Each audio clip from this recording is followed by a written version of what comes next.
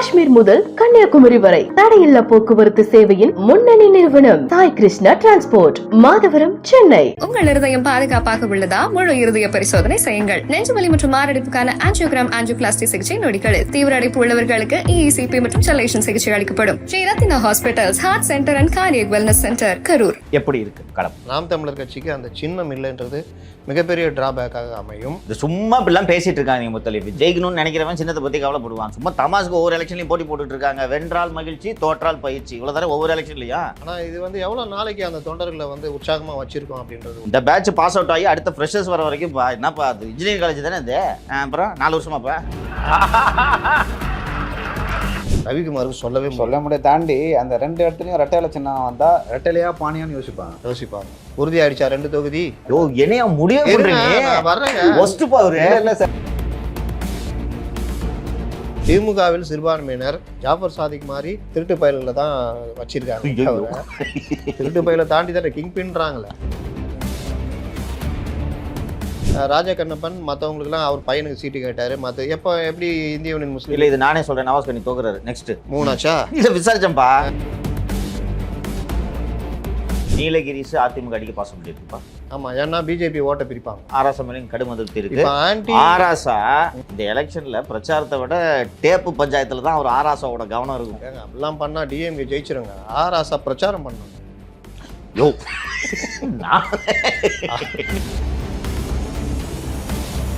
மூன்றாண்டு ஆட்சி, அரசு ஊழியர், செவிலியர், மருத்துவர், போக்குவரத்து தொழிலாளர். ஏன்பா இப்படி பேசிட்டு இருக்க? போதை மருந்து கடத்துறவங்க கூட சந்தோஷமா இல்லப்பா. அரெஸ்ட் பண்ணிட்டாங்கன்னு வருத்தப்பட்டு இருக்கான். அந்த ஓட்டம் போச்சா? பஞ்சு முட்டா விற்கிறவன் யார்? எக்ஸாக்ட்லி. நீங்க ஆரம்பத்துல நாம் தமிழர் ஒதுக்குனீங்கல்ல, நான் பிஜேபி ஒதுக்குறேன். அவ்வளவுதான். சரி, சரியா போயிடுச்சு. எங்க ஒதுங்க? 6.8% இருக்குது. இது 2.62. முத்தலீஃப் நேற்று மதியம் எடப்பாடி பிரஸ்ஸை பார்த்து ஏகமனதாக எடுக்கப்பட்ட முடிவு இதை மறுபரிசீலனை செய்யும் பேச்சுக்கு இடம் கிடையாதுன்னு சொல்ற வரைக்கும் மோடியும் அமித்ஷாவும் இந்தியாவில் இந்த மாதிரி ஒருத்தன் நமக்கு நோ சொல்ல முடியுன்றதை நம்பலங்க. 26 எடப்பாடி தலைமையில் எடப்பாடியை முதல்வர் வேட்பாளராக ஏற்றுக்கொண்டு பிஜேபி தேர்தலை சந்திக்க தயார். இந்த முறை அண்ணாமலையின் சிறகுகள் வெட்டப்படும். இவ்வளவு ஆஃபர் கொடுத்துருக்காங்க. ப்ளஸ் 15க்கு 10 குழி. யாருக்கு? ஏடிஎம்கே புதைக்கிறதுக்கு. வணக்கம் சவுக்கும் பிரியாணியர்களே. இன்றைய அரசியல் அரட்டையில் 2024 நாடாளுமன்ற தேர்தலில் எந்த அணி முன்னிலையில் உள்ளது, எந்த அணி பலமாக உள்ளது என்று பார்க்க போகிறோம். வாருங்கள் சார். வணக்கம். வணக்கம் லியோ சார். தொடர்ந்து நம்ம இந்த 2024 தேர்தல் கூட்டணி எப்படி அமையும்னு சொல்லிட்டு பேசிட்டு வந்தோம். எனக்கு தெரிஞ்சு அதிமுகவில் பாஜக கூட்டணி மட்டும்தான் இல்லை, மற்றபடி இருக்காங்க எல்லா கட்சிகளும். பாமக ஆகட்டும், பாமக என்ன ஃபைனலைஸ் ஆகல. திமுக கூட்டணியில் பார்த்தீங்கன்னா எந்த கட்சி, அது ஐஜேகே தவிர மற்ற எல்லா கட்சியிலும் திமுக கூட்டணியில் இருக்காங்க. இது வரைக்கும் காங்கிரஸ் மட்டும் ஃபைனலைஸ் ஆகல. இன்றைக்கி ஈவினிங்குள்ளே ஆகிடுவாங்க, இல்லைன்னா நாளைக்கு ஆகிடும் அப்படின்னு சொல்கிறாங்க. நான் எப்படி பார்க்குறேன்னா, இது ஒரு அன்பேலன்ஸ்ட் கூட்டணியாக தான் பார்க்குறேன். ஏன்னா அதிமுக என்ற கட்சி கீழே பாமக மற்றும் தேமுதிக 2 கட்சிகள் தான் இருக்குது. இந்த பக்கம் பார்த்தீங்கன்னா 2019 நாடாளுமன்றத்தில் எந்த கட்சிகள்லாம் எதிர்கொண்டார்களோ அதே கட்சிகள்லாம் சேர்ந்து பயணிக்கிறார்கள். As for now, who is the top of the chart? Of course, DMK Alliance தான். அது ரிஃப்ளெக்ட் ஆகுமா உங்களுக்கு ஓட்டா? இது நம்ம டிஸ்கஸ் பண்ணணும். ஏன்னா இந்த தேர்தல் அப்படியே தான் கடந்த 2019 எப்படி இருந்ததோ அப்படியே தான் இந்த தேர்தல் முடிவுகளும் அமைய போகிறதுன்ற முடிவுக்கு நாம் வரக்கூடாது. இல்லை, நானுமே அப்படி வரல. ஏன்னா வேரியஸ் ஃபேக்டர்ஸ் இருக்குது. அன்றைக்கி 19 situation was totally different. India முழுக்க பிஜேபி மற்றும் மோடி ஆதரவு அலை வீசிக்கொண்டிருந்த போது தமிழகத்தில் எதிரலை வீசிக்கொண்டிருந்தது. இன்னொன்று மிக தெளிவான கூட்டணி அன்று இருந்தது. ADMK BJP one side, DMK Congress one side. நான் ஒரு ஓட்டர்னா எனக்கு மோடியை பிடிக்காது, பிஜேபி பிடிக்காதுன்னா எனக்கு யோசிக்கிறதுக்கு ஒன்றுமே இல்லை. நேரப்படி கூட்டிகிட்டு போயிட்டே இருப்பேங்கிட்ட திரும்பி. அதனால தான் லட்சக்கணக்கான வாக்குகள் வித்தியாசத்தில் ஒரு அலை போல் அடித்து வெற்றி பெற்றார்கள். இன்றைக்கு மிக முக்கியமாக பிஜேபி தனியாக 3வது அணி அமைத்திருக்கிறது. இதை பற்றி ரொம்ப டீட்டெயிலாக பேசுவோம். நீங்கள் சொல்லுங்கள். நீங்கள் இப்போ இந்த நம்ம இது எனக்கு ஒரு விஷயம் ஃபஸ்ட்டு இது சொல்லுங்கள். யூடியூப்ஸை விடுங்க, ஈவன் மெயின் ஸ்ட்ரீம் சேனல்ஸு எனக்கு தெரிஞ்சு நாம் ஒவ்வொரு டெவலப்மெண்ட்டையும் சொன்னோம். இந்த கூட்டணியில் இன்றைக்கி தான் ஃபைனலைஸ் ஆகிருக்கு இல்லையா? இன்றைக்கி டிஎம்கே கூட்டணி இன்டாக்ட்னு இருக்குது. உள்ளே என்ன நடந்துச்சு, என்னென்ன பேரங்கள் நடந்து கொண்டிருந்தனன்ட்டு அந்த மினிட் பை மினிட் சின்ன சின்ன டெவலப்மெண்ட்ஸை கூட சொன்னோம். வேறு எந்த மீடியாவது இப்படி கவர் பண்ணியிருக்காங்களா? Dinamalar was doing a good job நான் பார்த்தேன். வேறு மெயின் ஸ்ட்ரீம் மீடியாக்கள் பண்ணாங்க. அவங்க அப்பப்போ வந்த தகவல்களை பேசியிருந்தாங்க. ரொம்ப உறுதியாக காங்கிரஸுக்கு 8 சீட்டு தான் அப்படின்றதெல்லாம் வந்து பெருசாக பண்ணல. 6 சீட்டு 7 சீட்டு இல்லை 10 சீட்டா இப்படி ஒரு குழப்பத்தில் தான் பண்ணாங்க. உறுதியாக ஒவ்வொரு தடவையும் தகவல் சொன்னது நம்ம தான். இந்த 2 சீட்டு தான் திருமாவளவனுக்கு, 2ம் தனி தொகுதி தான் அப்படின்றது. அப்புறம் வந்து இன்னொன்று என்னென்னா, ஒரு இப்போ 2 சீட்டு திரும்ப வாங்கிட்டாரு அப்படின்னா 2 சீட்டு திரும்ப வாங்கிட்டாருன்னு ப்ரெசென்ட் பண்ணிட்டு போயிடுறாங்க. ஆனால் நம்ம 2 சீட்டுன்னா அப்போ ஆதவ அர்ஜுனன்னா அவருக்கு எவ்வளோ பிரச்சனை, ஏன் திரும்ப 3 வேணும்னு சொன்னாரு, கேட்டாரு. இப்போ 2க்கு ஏன் செட்டில் ஆனாரு, ஆதவுக்கு சீட்டு கொடுக்கக்கூடாதுன்னு உள்ள வேலை செஞ்சது யார் யார்? விடுதலை சிறுத்தைகள்ல ரவிக்குமார் யாருடன் கூட்டணி வைத்து இந்த ஒப்பந்தத்தை இன்று ஏற்படுத்தியிருக்காரு. இதெல்லாம் நம்ம ரொம்ப டீட்டெயிலாக டிஸ்கஸ் இன்னொன்று திருமாவளவன் ஏன் ஏடிஎம்கே கூட்டணி போக முடியாதுன்றது காரணத்தை நம்ம மட்டும் தான் பேசியிருக்கோம். ஓப்பனாக சொல்லிட்டோம், அவங்க ரத்தமும் சதையுமாக பிணைந்திருக்கிறார்கள். போகிறதா இருந்தால் அண்ணா நீங்கள் மட்டும் போயிட்டு வாங்கண்ணே அப்படின்னு சொல்லிட்டு தனியாக போகிற நிலைமை தான் வரும். இந்த யதார்த்தம் யாரும் வந்து பேசலை. இதுதான் யதார்த்தம். சும்மா கொள்கைகளுக்குன்னு உருட்டிக்கிட்டு இருக்கிறது, நாங்கள் இங்கே இருக்கிறோம், அதெல்லாம் சும்மா. இதுதான் யதார்த்தன்றதை நம்ம பதிவு பண்ணோம். காங்கிரஸ்குள்ளேயும் எவ்வளோ பிரச்சனைகள் இருக்குது, செல்வ பெருந்தகை என்ன ரோல் பண்ணுறாரு அப்படின்றத நம்ம மட்டும்தான் பேசணும். நீங்கள் கரெக்டாக சொன்னீங்க. செல்வ பெருந்தகையோட நியமனத்திலேருந்து நம்ம ஃபாலோ பண்ணிட்டு இருக்கோம். அந்த தேர்தல் வரக்கூடிய நேரத்தில் நார்மலாக எந்த கட்சியிலையும் இந்த தலைமை மாற்ற மாட்டாங்கப்பா. ஆமாம், அதுவும் தேர்தல் சமயத்தில் இம்பாசிபிள். அதுக்கு முன்னாடி நம்ம பேசியிருந்தோம், அதிமுகவுக்கும் காங்கிரஸுக்கும் பேச்சுவார்த்தை போயிட்டு இருக்கு, ஆகலாம் அப்படின்னு சொல்லிட்டு பேசிட்டு இருக்கும்போது செல்வ பெருந்தகை மாத்துறாங்க. செல்வ பெருந்தகை மாற்றணும்னு எடப்பாடி பழனிசாமி சொல்றாரு, தேசிய கட்சிகளுடன் கூட்டணி வைக்க மாட்டோம் அப்படின்னு. அதான் அடிக்கடி ஜூனியர் லெவல் லீடராக போட மாட்டாங்க. Yes exactly. 5 கட்சி மாதிரி வந்தவருங்க. காங்கிரஸ்காரர் கிடையாது அவர். அது ஒரு முக்கியம். அது ஜூனியரை வந்து இப்போ ஸ்டாலின் எதிரில் உட்காந்தாருன்னா எப்படி ஸ்டாலின் பார்ப்பார், இல்லை துரைமுருகனை எப்படி பார்ப்பார், டிஆர் பாலு எப்படி பார்ப்பார். அப்போ அந்த மாதிரி விஷயங்களையும் அவங்க வந்து அதை பற்றி கவலைப்படாமல் தான் போட்டாங்கன்னா, அப்போது செல்வ பெருந்தகையுடைய நியமனத்தை ஒட்டி என்னென்ன நகர்வுகள் நடக்கும், நியமனத்துக்கும் கூட்டணி பேச்சுவார்த்தைக்குமே தொடர்பு இருக்கிறது அப்படின்றதுலாம் கரெக்டாக யாரும் ரொம்ப எலிசிட் பண்ணதா எனக்கு தெரியல. சரி சொல்லுங்கள் முத்தலீஃப், வாட் யூ அப்சர்வ்? இப்போ முடிஞ்சிருச்சு, ஆல்மோஸ்ட் கிளியர் ஆச்சுங்க, அவ்வளோதான். இதுக்கு மேலாம் ஒன்றும் மேஜர் சேஞ்ச் எதுவும் இருக்காது இல்லையா? மத்தியானத்துக்கு மேலே முடிஞ்சு 8 தொகுதி சைன் பண்ணுறாங்க. முகுல் வாசனிக் வராரு, அஜய்குமார் வராரு, சிதம்பரம் எல்லாரும் போய் சிஎம்ஐ பார்த்து சைன் பண்ணி 8 தொகுதியில் வாங்கிடுறாங்க. இன்னைக்கு கமல் சொன்னதே சொல்லுவாங்க, நாட்டின் நலன் கருதி பிஜேபி என்ற பாசிச சக்தியை பிஜேபி என்ற பாசிச சக்தியை வீழ்த்துவதற்காக நாங்கள்லாம் சில சமரசங்களை செய்து கொண்டு ஒன்றாகி இருக்கிறோன்னு சொல்கிறாங்க. இப்போ இந்த லியோ ஓப்பன் பண்ண டாபிக்கே போவோம். எப்படி இருக்கு களம்? அதாவது மும்முனை போட்டின்றது தெளிவு. 4 முனை போட்டி. நாம் தமிழர் விட்டுட்டோம், சின்னத்துக்காக போராடிட்டு இருக்கிறாங்க. நாம் தமிழர்லேருந்து நான் வரணும்னா நாம் தமிழர் கட்சிக்கு அந்த சின்னம் இல்லைன்றது மிகப்பெரிய டிராபேக்காக அமையும். இது சும்மா இப்படிலாம் பேசிட்டு இருக்காங்க முத்தலீஃப். ஜெயிக்கணும்னு நினைக்கிறவன் சின்னத்தை பற்றி கவலைப்படுவான். சும்மா தமாசுக்கு ஒவ்வொரு எலெக்ஷன்லையும் போட்டி போட்டுட்டு இருக்காங்க. வென்றால் மகிழ்ச்சி, தோற்றால் பயிற்சி, இவ்வளோதானே ஒவ்வொரு எலெக்ஷன் இல்லையா? ஆனால் இது வந்து எவ்வளோ நாளைக்கு அந்த தொண்டர்களை வந்து உற்சாகமாக வச்சிருக்கோம் அப்படின்றது. இந்த பேட்ச் பாஸ் அவுட் ஆகி அடுத்த ஃப்ரெஷர்ஸ் வர வரைக்கும் என்னப்பா அது இன்ஜினியரிங் காலேஜ் தானே அது. அப்புறம் 4 வருஷமாப்பா, 4-5 வருஷம். அதனால வந்து அதனால அது ஒரு பார்த்து. நேற்று ஒருத்தர் ப்ரெஸ் மீட் வச்சார் பார்த்தியா? நாம் தமிழர் பிரிஞ்சு வந்து எவ்வளோ ஐயோயோ அப்படி தானே ட்ரைனிங் தராங்க. இருக்கிறவங்களுக்கு அப்படி ட்ரைனிங் தரும்போது உள்ளே இருக்கும்போது சேம் அது என்ன, வெளியில் வந்தோம் அதே மாதிரி தான் பேசுவாங்க.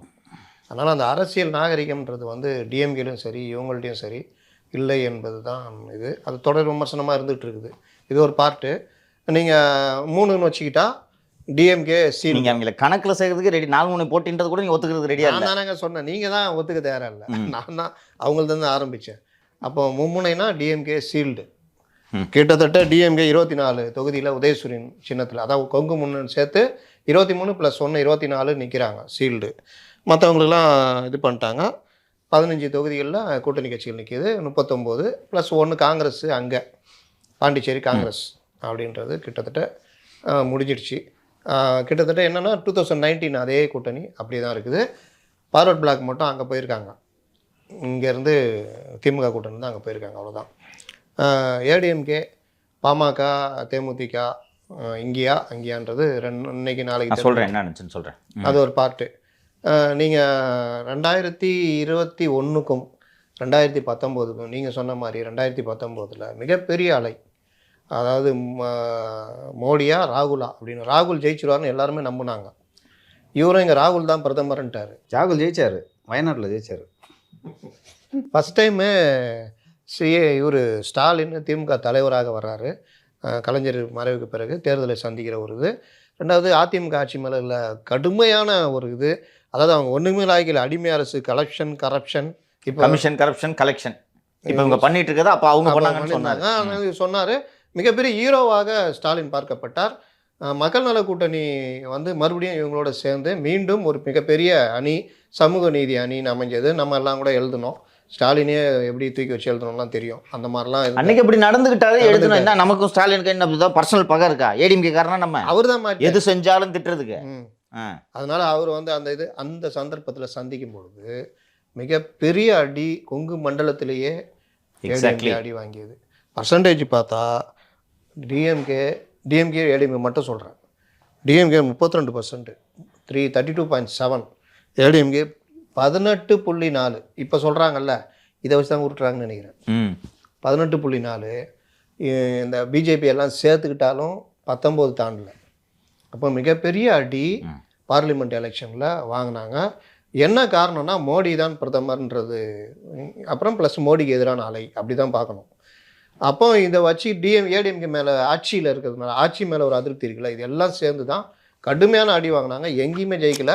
தேனியில் ஜெயிச்சதெல்லாம் நம்ம ஏற்றுக்க முடியாது. அது வெற்றி இல்லைங்க, அதை விடுங்க. அது ஈவிகேஸ் இளங்கோவன் கொடுத்த வெற்றி, அவ்வளோதான், விட்டுருங்க. கொடுத்த வெற்றி தேனியில் ஒரு ஓபிஎஸ் பையனுக்காக பண்ண வெற்றின்னு சொல்லலாம். இது ஒரு பார்ட்டு. ஆனால் 2021 2 வருஷத்துக்குள்ளே நடந்த சட்டமன்ற தேர்தலில் மிக பெரிய அளவில் வீழ்ச்சி அடைந்த அதிமுக, அதாவது அதே கூட்டணி சேம் அதே இவங்க நிற்கிறாங்க. முன்னை விட கூடுதலாக நம்பிக்கையோடு நிற்கிறாங்க. யார்? டிஎம்கே. ஸ்டாலின் மிகப்பெரிய தலைவர். ஸ்டாலின் தான் வராரு, விடியல் தர போகிறாருன்னு பெரிய அளவில் இது.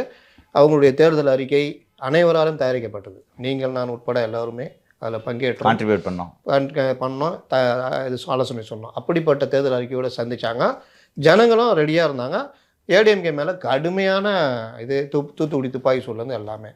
ஆனால் அந்த தேர்தலில் டிஎம்கே வாங்கிய வாக்கு சதவீதம், திமுக மட்டும் சொல்கிறேன், 37.7, ஏடிஎம்கே வாங்கினது 33. 4% தான் 2 பேருக்கும் வித்தியாசம்.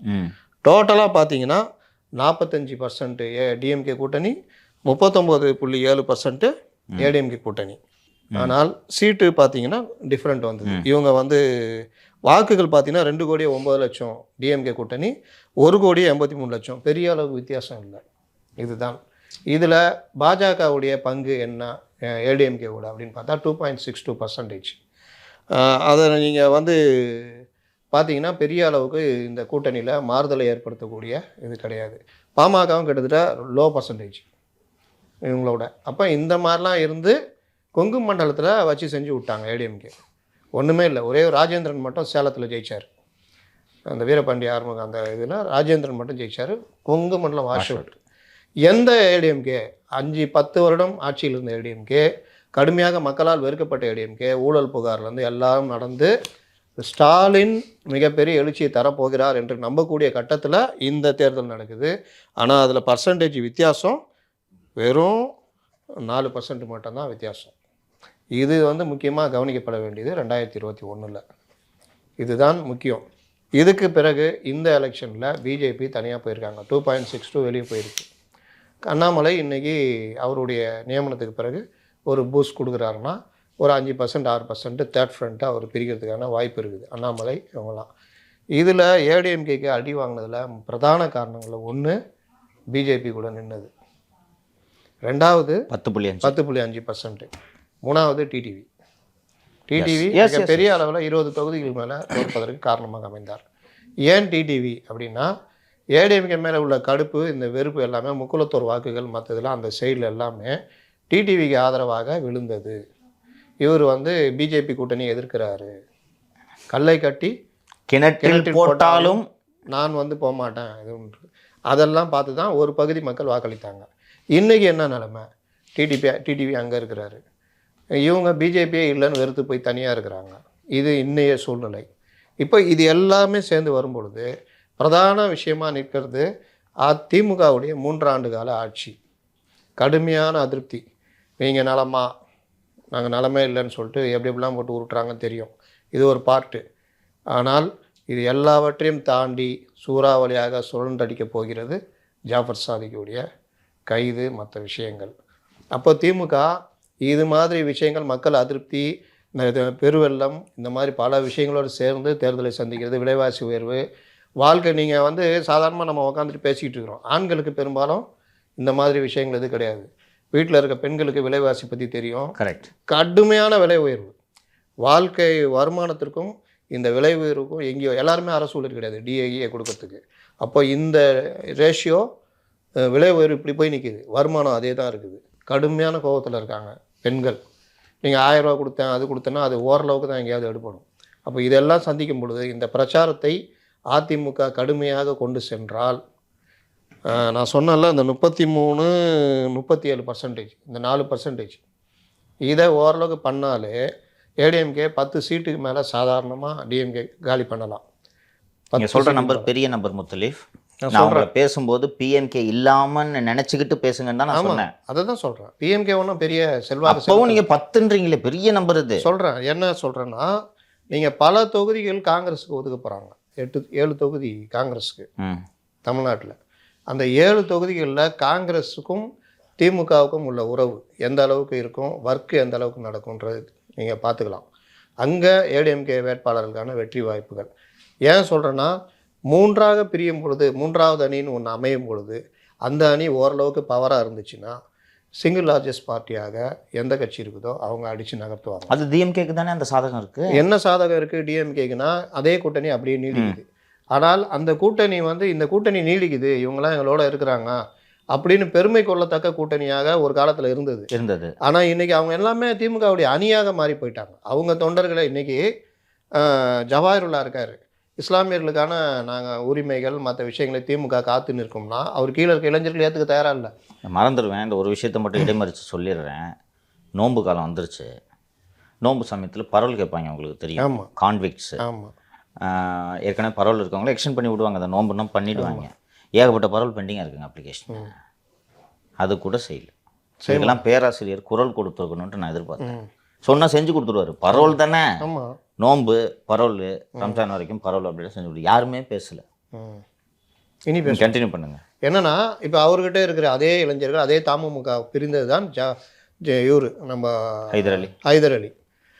அதே அளவுக்கு இளைஞர்கள் இன்றைக்கி மக்கள் இது மனிதநேய மக்கள் கட்சியில் இருக்காங்களா, இல்லை இவர் நம்ம ஹைதர் அலிக்கிட்ட இருக்காங்களான்றது இந்த தேர்தலில் தான் வெளிப்படும். ஏன்னா இளைஞர்களை அதிகமாக வைத்திருக்கிற கட்சி இயக்கம் மனிதநேய மக்கள் கட்சியும் எஸ்டிபிஐயும். அதில் ஈக்குவல் பாதி எஸ்டிபிஐ ஏடிஎம்கேவோட இருக்காங்க ஃபஸ்ட் டைம். இது இல்லாமல் ஹைதர் அலி இளைஞர்களுடைய வாக்குகளை திமுகவுள்ள இருக்கிற சிறுபான்மை வாக்குகளை பிரிக்கிறதுக்கான வாய்ப்புகள் அதிகம். எந்த அளவுக்கு அவர் சக்ஸஸ்ஃபுல்லாக இருப்பார்னு நினைக்கிறீங்க? நான் ஒரு இஸ்லாமியர்னு வச்சுக்கோங்க. நீங்கள் எல்லாம் சொல்கிறீங்க திமுக துரோகம் பண்ணிச்சு அது இதெல்லாம் சொல்கிறீங்க. இன்றைக்கி அவங்க பிஜேபிக்கு எதிரான அணின்ட்டு இருக்கிறாங்க. எனக்கு இன்றைக்கி பிஜேபியை பின்னுக்கு தள்ளணும். I want to push back BJP. எனக்கு வேறு வழி இல்லை. இந்த வாக்கு சீட்டை தவிர ஒரு சிறுபான்மை சமூகத்தை சேர்ந்த எனக்கு வேறு எந்த ஆப்ஷனும் கிடையாது. அப்படி இருக்கும்போது நான் பார்க்குறதுக்கு நான் தான் ஏடிஎம்கே நாங்கள் சிறுபான்மை காவலர்னு சொன்னாங்களும் ஒரு 6 மாதத்துக்கு முன்னாடி வரைக்கும் பிஜேபி கூட தோளில் கை போட்டு சுற்றிட்டு இருந்தாங்க. இவங்க அப்போலேருந்தே பிஜேபி எதிர்ப்பில் உறுதியாக இருக்காங்க. நாம் பேசுகிறோம் கள்ள கூட்டணி வச்சுருக்காங்க, இருந்தாலும் நான் வெளிப்பார்வைக்கு அரசியல் தெரியாதவன்னு வச்சுக்கோங்க. நான் பார்க்குறதுக்கு பார்த்தீங்கன்னா இந்த பக்கம் வந்து பிஜேபி எதிர்க்கிற கூட்டணி, அந்த பக்கம் வந்து அதிமுக பிஜேபியிலேருந்து வெளியே வந்து இனி எதிர்க்க போகிறோன்னு சொல்கிற கூட்டணி, அந்த பக்கம் பிஜேபி. அதை விட்டுருங்க, நான் திமுக தானேங்க தேர்ந்தெடுக்கணும். ஏங்க நான் ஏடிஎம்கே பக்கம் போனோம்? நீங்கள் இன்றைக்கி தானே திடீர் சிறுபான்மை ஆதரவாளராக அவதாரம் எடுத்திருக்கீங்க. நான் சிறுபான்மை சமூகத்தை சேர்ந்தவன். என் கூட அவங்க என்ன தான் இதெல்லாம் பண்ணாலும் என் கூட கன்சிஸ்டண்ட்டாக அவங்க தொடர்ந்து எங்கள் கூட சிறுபான்மை மக்களுக்கு ஆதரவாக திமுக இருந்துகிட்டு இருக்காங்க. நான் ஏன் ஏடிஎம்கே ஓட்டு போடணும் சொல்லுங்கள். அப்போ இந்த பிரச்சனை இருக்குல்ல, இது வந்து தீர்மானிக்க வேண்டியதும் இதை பிரச்சாரமாக கொண்டு போக வேண்டியதும் ஏடிஎம்கே கூட இருக்கிற இஸ்லாமிய தலைவர்களுடைய பணி. அவங்க வந்து எஸ்டிபிஐயோ ஹைதர் அலியோ இந்த விஷயங்களை கொண்டு போகணும். எல்லாருமே வந்து சிறுபான்மை மக்களாக இருந்தாலும் வாழ்க்கை சூழ்நிலைன்னு பார்க்கும் பொழுது கடுமையாக அவங்களும் தான் பாதிக்கப்பட்டுறாங்க. நலமா இல்லை. இந்த விலைவாசி எல்லாம் அவர்களையும் தான் பாதித்திருக்கிறது. வெறுமனே சமுதாயத்தை வைத்து இது வாக்களிக்கக்கூடிய தேர்தல் அல்ல. மத்திய அரசு சிறுபான்மையினருக்கான கல்வியுடைய அந்த உதவித்தொகையை கட் பண்ணுறாங்க. நாங்கள் பார்த்துக்குறோம்னு இவங்க சொல்கிறாங்க. நாங்கள் ரீப்ளேஸ் பண்ணுறோன்னு ஏதோ சொன்னாங்க. இது வரைக்கும் பண்ணலை. இதை சொல்வது ஹைதர் அலி எஸ்டிபியுடைய முபாரக் அலியுடைய ஒர்க்காக இருக்கணும். சிறுபான்மை மக்களுடைய உரிமைகள், சிறுபான்மை மக்களுக்கான செயல்களில் என்னென்ன பாதிப்பு இருக்குதுன்னு திமுக அதில் எந்த அளவுக்கு கவனம் செலுத்திருக்குன்னு சொல்கிற வேலையை அவங்க பண்ணணும். திமுகவில் சிறுபான்மையினர் ஜாஃபர் சாதிக் மாதிரி திருட்டு பயல்களை தான் வச்சிருக்காங்க தவிர, திருட்டு பயலை தாண்டி தானே கிங் பின்றாங்களே வச்சிருக்காங்களே தவிர, திமுகவினருக்கு யார் சாதிக் பாட்சா இருந்தார், அவருடைய பையனுக்கு சீட்டு கொடுத்தீங்களா? இது மாதிரி நீங்கள் இஸ்லாமியர்களை நீங்கள் எந்த அளவுக்கு வச்சுருக்கீங்க? சாதாரண கல்லெடுத்து அடிச்சார், அவள் தானே, வேறு என்ன பண்ணார் நம்ம அண்ணன் நாசர், ஆவடி நாசர் கோவப்படுவார், அவ்வளோதான். மற்றபடி இது இல்லை. இவங்க செய்கிற இதுலேயும் பால் ஒரு 10% கூட அவர் பண்ணியிருக்க மாட்டார். ஓரளவுக்கு பால் வளத்துறையை பார்த்துருந்தார். அவர் ஏன் மாற்றினீங்க? சரி, மாற்றின இடத்துல இன்னொரு சிறுபான்மையினருக்கு ஏதாவது கொடுத்தீங்களா? ஒன்றும் கிடையாது. சிறுபான்மையினர் நலத்துறை அப்படின்றது ரொம்ப முக்கியமான விஷயங்க. ஏன்னா லியோ இது நம்ம பேசியிருக்கோம்னு நினைக்கிறேன். இந்த ஈக்குவேஷன் எப்படி பார்ப்பாங்கன்னா, இந்த ஈக்குவல் ரெப்ரஸன்டேஷன், முக்குளத்தோருக்கு உள்ள ரெப்ரஸன்டேஷன், கவுண்டர்களுக்கு அப்படி தானே கிட்டத்தட்ட கேபினெட்டு, கவுண்டர்களுக்கு உள்ள ரெப்ரஸன்டேஷன், அதானே சோஷியல் ஜஸ்டிஸ், முக்குளத்தோர், கவுண்டரு, வன்னியர், தலித்துகள்னு இந்த காம்போசிஷன் சரியாக இருக்கிற மாதிரி பார்த்துக்குவாங்க வழக்கமாக. அப்போது கான்ஷியஸாக தான் இரு சிறுபான்மையினர்னு மைதீன்கான பேர் என்ன, எது இவர் நம்ம செஞ்சி மஸ்தான் மற்றும் திரு ஆவடி நாசருக்கு கொடுத்தாங்க. இவர் முத்தலிஃப் சொல்கிற மாதிரி it should have been replaced with a minority. ஆனால் மானவ தங்கராஜுக்கு தூக்கி அதை கொடுத்துட்டாங்க. இதெல்லாம் கொஸ்டின் பண்ண தானே செய்வாங்க. 2 தான் கொடுத்துருக்குது, அதில் ஒன்றை பிடிங்கிட்டீங்க. மைதீன் கான் சீனியர் இன்றைக்கி இருக்கார். அவருக்கு அப்துல் வஹாப் பிரச்சனை, அது இது. மைதீன் கான் சீனியர் இருக்கார். இன்னும் அயலக இதுலலாம் எவ்வளோ பேர் இருக்காங்க. யாருக்குமே எந்த வித இதுவும் இவங்க எதுவுமே பண்ணலை. அப்படி பண்ணலன்றதை கரெக்டாக சொல்கிறது இது ஒன்று. இன்னொன்று, சிறுபான்மையினர் வாரிய தலைவர் இருக்கார்ல, ஏன் ஒரு திமுக ஒரு முஸ்லீம் கொடுக்க வேண்டியதானே? ஏன் பீட்டர் அல்பன்ஸ் கொடுக்குறீங்க? பாயிண்ட்டு அவர் நிலைவத்துவான் திமுகவுக்கு. அது நான் ரத்தமும் சதயமாக காங்கிரஸ் பிரிந்து அதிமுக பக்கம் போகாமல் பாதுகாத்துக்கிறதுல அவர் தான் மெயின். அதுதான். அப்போது திமுகவில் ஆண்டாண்டு காலமாக இருக்கிற இஸ்லாமியர்கள் நம்ம கட்சி ஆட்சிக்கு வந்தால் இந்த வாரிய தலைவர் அந்த வாரிய தலைவர்னு ஏதாவது ஒன்று இருக்கணும். எதுவுமே இல்லையா? வக்போர்டு யார்? அப்துல் ரஹ்மான் என்கிற ஐயுஎம்எல் சேர்ந்தவர். இல்லை, சமது கொடுத்துருக்காங்க. இப்போ எந்த சமது? அப்துல் சமது. திமுகவா அவர்? தமுக. அதுதான் சொல்கிறேன். நீங்கள் திமுகவில் என்ன கொடுத்துருக்கீங்க? அந்த இதுவும் ஒரு பார்ட் வந்துக்கிட்டு இருக்குது. ஸோ இந்த மாதிரி விஷயங்கள் எல்லாத்தையும் பேச வேண்டியது அவர்கள். அப்போ சொல்ல இந்த விஷயங்களை எந்த அளவுக்கு எஸ்டிபிஐயும் ஹைதர் அலியும் அதிமுக என்ன செய்தது, அதிமுக என்ன செய்ய போகிறது அப்படின்றத அன்வர் ராஜா உட்பட எல்லாரும் பேசுவாங்க, பிரச்சாரமாக போகும். இது ஒரு பார்ட்டு. இன்னொரு பார்ட்டு இது சிறுபான்மையினருக்கு சொல்கிறேன். இது இல்லாமல் பொதுவாக பெண்கள் நலன் மற்ற விஷயம். ஒரு நிமிஷம் இருங்க. வாட் யூ ஃபீல் சார் ஆக்சுவலாக கம்பேர் பண்ணாங்க 2019 2021 சொல்லிட்டு. ஆக்சுவலாக 2019 மற்றும் 2021 நான் ரொம்ப க்ளோஸாக வாட்ச் பண்ணேன் 2 தேர்தலையும். 2019 தேர்தல் மிகப்பெரிய எதிர்ப்பு தமிழ்நாட்டில் பாஜகவுக்கு இருந்தது. எப்பெல்லாம் மோடி இங்கே வராரோ கோ பேக் மோடி. இந்திய அளவில் சிலது உலக அளவில் கூட ட்ரெண்ட் ஆச்சு. ஒரே ஒரு முறை வேர்ல்டு ட்ரெண்ட் ஆச்சு. அந்த அளவுக்கு மிகப்பெரிய தாக்கத்தை ஏற்படுத்தியது அந்த ஹேஷ்டேக்கு. திமுகவை தவிர்த்து திமுகவோட தோழமை இயக்கங்கள் கட்சிகள்லாம் இருக்காங்கல்ல, அப்போ அவங்க ரோட்டில் வர்றது, அவங்க பேட்டி கொடுக்குறது, அவங்க பேசுறது, இதெல்லாம் ரொம்ப அதிகமாக இருந்துச்சு. ஸோ அந்த டைமில் அதிமுகவுக்கு வேறு வழி இல்லை, அதிமுக வழி இல்லை, நம்ம பாஜக தான் கூட்டணி வைக்க வேண்டும் அப்படின்னு சொல்லிட்டு அவங்க பொறுமையாக இருந்தாங்க. 2019 தேர்தலில் ஒரு விஷயம் இருக்குது. என்னென்னா, ராகுலா மோடியா, அதிமுகவா திமுகவா, ஒரு எதிர் துருவங்களாக இருந்தாங்க. அப்போ மக்கள் எப்படி பார்த்தாங்கன்னா, நம்ம அதிமுக நம்ம ஊரில் தமிழ்நாட்டை பொறுத்த வரைக்கும் அப்போ மக்கள் எப்படி பார்த்தாங்கன்னா, நம்ம அதிமுகவை போடக்கூடாது. ஏன் போடக்கூடாதுன்னா, அதிமுக கூட்டணியில் மோடி இருக்கார், அவர் அதிமுக காராகவே இருந்தாலும் நாம் எதுக்கு அங்கே அதிமுக ஓட்டு போட்டு பாஜகவை டெல்லியில் மோடி அவர்களை வர வைக்கணும் அப்படின்னு சொல்லிட்டு யோசிச்சாங்க. குறிப்பாக நகர்ப்புறங்களில் நீங்கள் பார்த்தீங்கன்னா சென்னை, மத்திய சென்னை, வட சென்னை, தென் சென்னை இந்த பகுதியெலாம் பார்த்தீங்கன்னா நீங்கள் சொன்னீங்களா லேக்ஸ், அந்த ஓட்டு ஹியூஜ் ரொம்ப அதிகமாக இருந்துச்சு. அதுவும் சொல்லவே தேவையில்ல. குறிப்பாக தலைநகரில் தான் அந்த ஓட்டு பயங்கரமாக மாறுச்சு. அப்படி இருக்கும்பொழுது அது அந்த தேர்தல் 2019 நாடாளுமன்ற தேர்தல் பாஜக அதிமுகவுக்கு பெரிய அடி. அப்போயே அவங்க புரிஞ்சிருப்பாங்க, பாஜக நம்ம கூட இருக்கிறதால தான் வரல, நம்மளால் வின் பண்ண முடியல அப்படின்னு சொல்லிட்டு நினச்சிருப்பாங்க. 2021 அது தலைகீழாக மாறுச்சு. ஏன் தலைகீழாக மாறுச்சுன்னா, அவங்களுக்கு 2019 18% வாக்கு வந்துச்சுல. ஆனால் 2021 33 வந்தாங்க. ஏன் வந்தாங்கன்னா, அது இங்கே யார் வரணும்னு சொல்லிட்டு மக்கள் டிசைட் பண்ணாங்க. இங்கே எடப்பாடி பழனிசாமியா ஸ்டாலினா அப்படின்னு ஒரு விஷயம் வருது. அப்போ எடப்பாடி பழனிசாமிக்கு தாண்டி லோக்கல் கேண்டிடேட்னு ஒரு விஷயம் இருக்குது. லோக்கல் கேண்டிடேட் யார் நிற்கிறாங்க அப்படின்னு சொல்லிட்டு. இப்போ லோக்கல் கேண்டிடேட்னா என்னதான் வந்து பாஜக அந்த கூட்டணியில் இருந்தாலும் அது கேண்டிடேட் மூஞ்சப்பா நம்ம அண்ணம்பா நம்மளுக்கு நிறைய செஞ்சுருக்காரு அப்படின்னு சொல்லிட்டு ஏடிஎம்கேல இருக்கிற கேண்டிடேட்டுக்கு ஓட்டு போட்டிருக்காங்க நிறைய பேர்.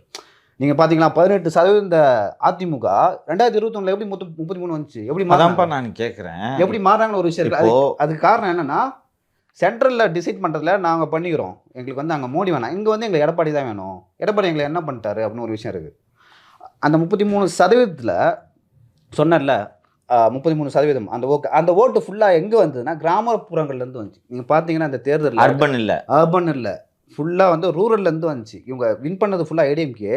ஒன்று வந்து ரூரல், அதுனா கொங்கு பெல்ட், இது 2 விஷயம் தான். குறிப்பாக தருமபுரி அப்புறம் கோயம்புத்தூர் ஃபுல்லாகவே அதிமுக தான் வின் பண்ணாங்க. தருமபுரியில் ஃபுல்லாகவே வந்து அதிமுக தான் வின் பண்ணாங்க. அதுக்கு வந்து 10.5 ஒரு காரணம், தருமபுரி ஃபுல்லாக வின் பண்ணாங்க. இங்கே வந்து கோயம்புத்தூரில் அவங்க ஏற்கனவே வந்து வலுவாக இருக்காங்க அதிமுக, அதனால் ஈஸியாக அடிச்சிட்டாங்க. இப்போ நான் ஏன் சொல்கிறேன்னா இந்த அதான் 2021 தேர்தலில் எனக்கு யார் வேணும்னா எடப்பாடி பழனிசாமி வேணும். அவர் எனக்கு எதுவுமே பண்ணல, என்ன பண்ணிட்டாரு, நல்லா செஞ்சுருக்காரு. நான் எதனால் அஃபெக்ட் ஆனேன்? இப்போ நீங்கள் சொல்கிறீங்களா மிகப்பெரிய பயங்கர எதிர்ப்பு இருந்துச்சு 2021 பாஜக அப்பயும் கூட்டில் இருந்தாங்க. அதையும் மீறி இங்கே ஆளுவதற்கு நாங்கள் ரெட்டை இல்லை, எடப்பாடி பழனிசாமி தாண்டி ரெட்டை இல்லை. அந்த ஆக்சுவலாக அந்த சிம்பிள் தான் வந்து இன்னுமே வந்து அந்த கட்சியை வாழ வச்சுட்டு இருக்கு. எனக்கு இதுதான் லியோ, எனக்கு இது சந்தேகத்தை ஏற்படும். அதனால தான் நான் உங்ககிட்ட திருப்பி கேட்குறேன். ரொம்ப தெளிவாக நம்ம மக்கள் வந்து மக்களவை தேர்தலுக்கு ஒரு மாதிரியும் இது சட்டப்பேரவை தேர்தலுக்கு ஒரு மாதிரியும் ரொம்ப அழகாக வாக்களிச்சிருக்காங்க. வாக்களிச்சுன்னா நீங்கள் சொல்கிறீங்களா இப்போ வந்து நிறைய ஆன்டி இன்கம்பன்சி இருக்குது, அதிமுக மேலே நிறைய தப்பு அப்படிலாம் சொல்கிறாங்கல்ல. இப்பயுமே நான் சொன்னல ரூரலில் வந்து அதிமுக அதிக அளவில் வெற்றி பெற்றிருக்காங்க. இப்போது சென்னைன்னு எடுத்துக்கிட்டால் சென்னை, காஞ்சிபுரம், அதுக்கப்புறம் நம்ம திருவள்ளூரில் இந்த 3 இதுலேயும் சட்டமன்ற உறுப்பினர் ஒரு அதிமுக கூட இல்லை, ஒரே ஒருத்தர் கூட இல்லை.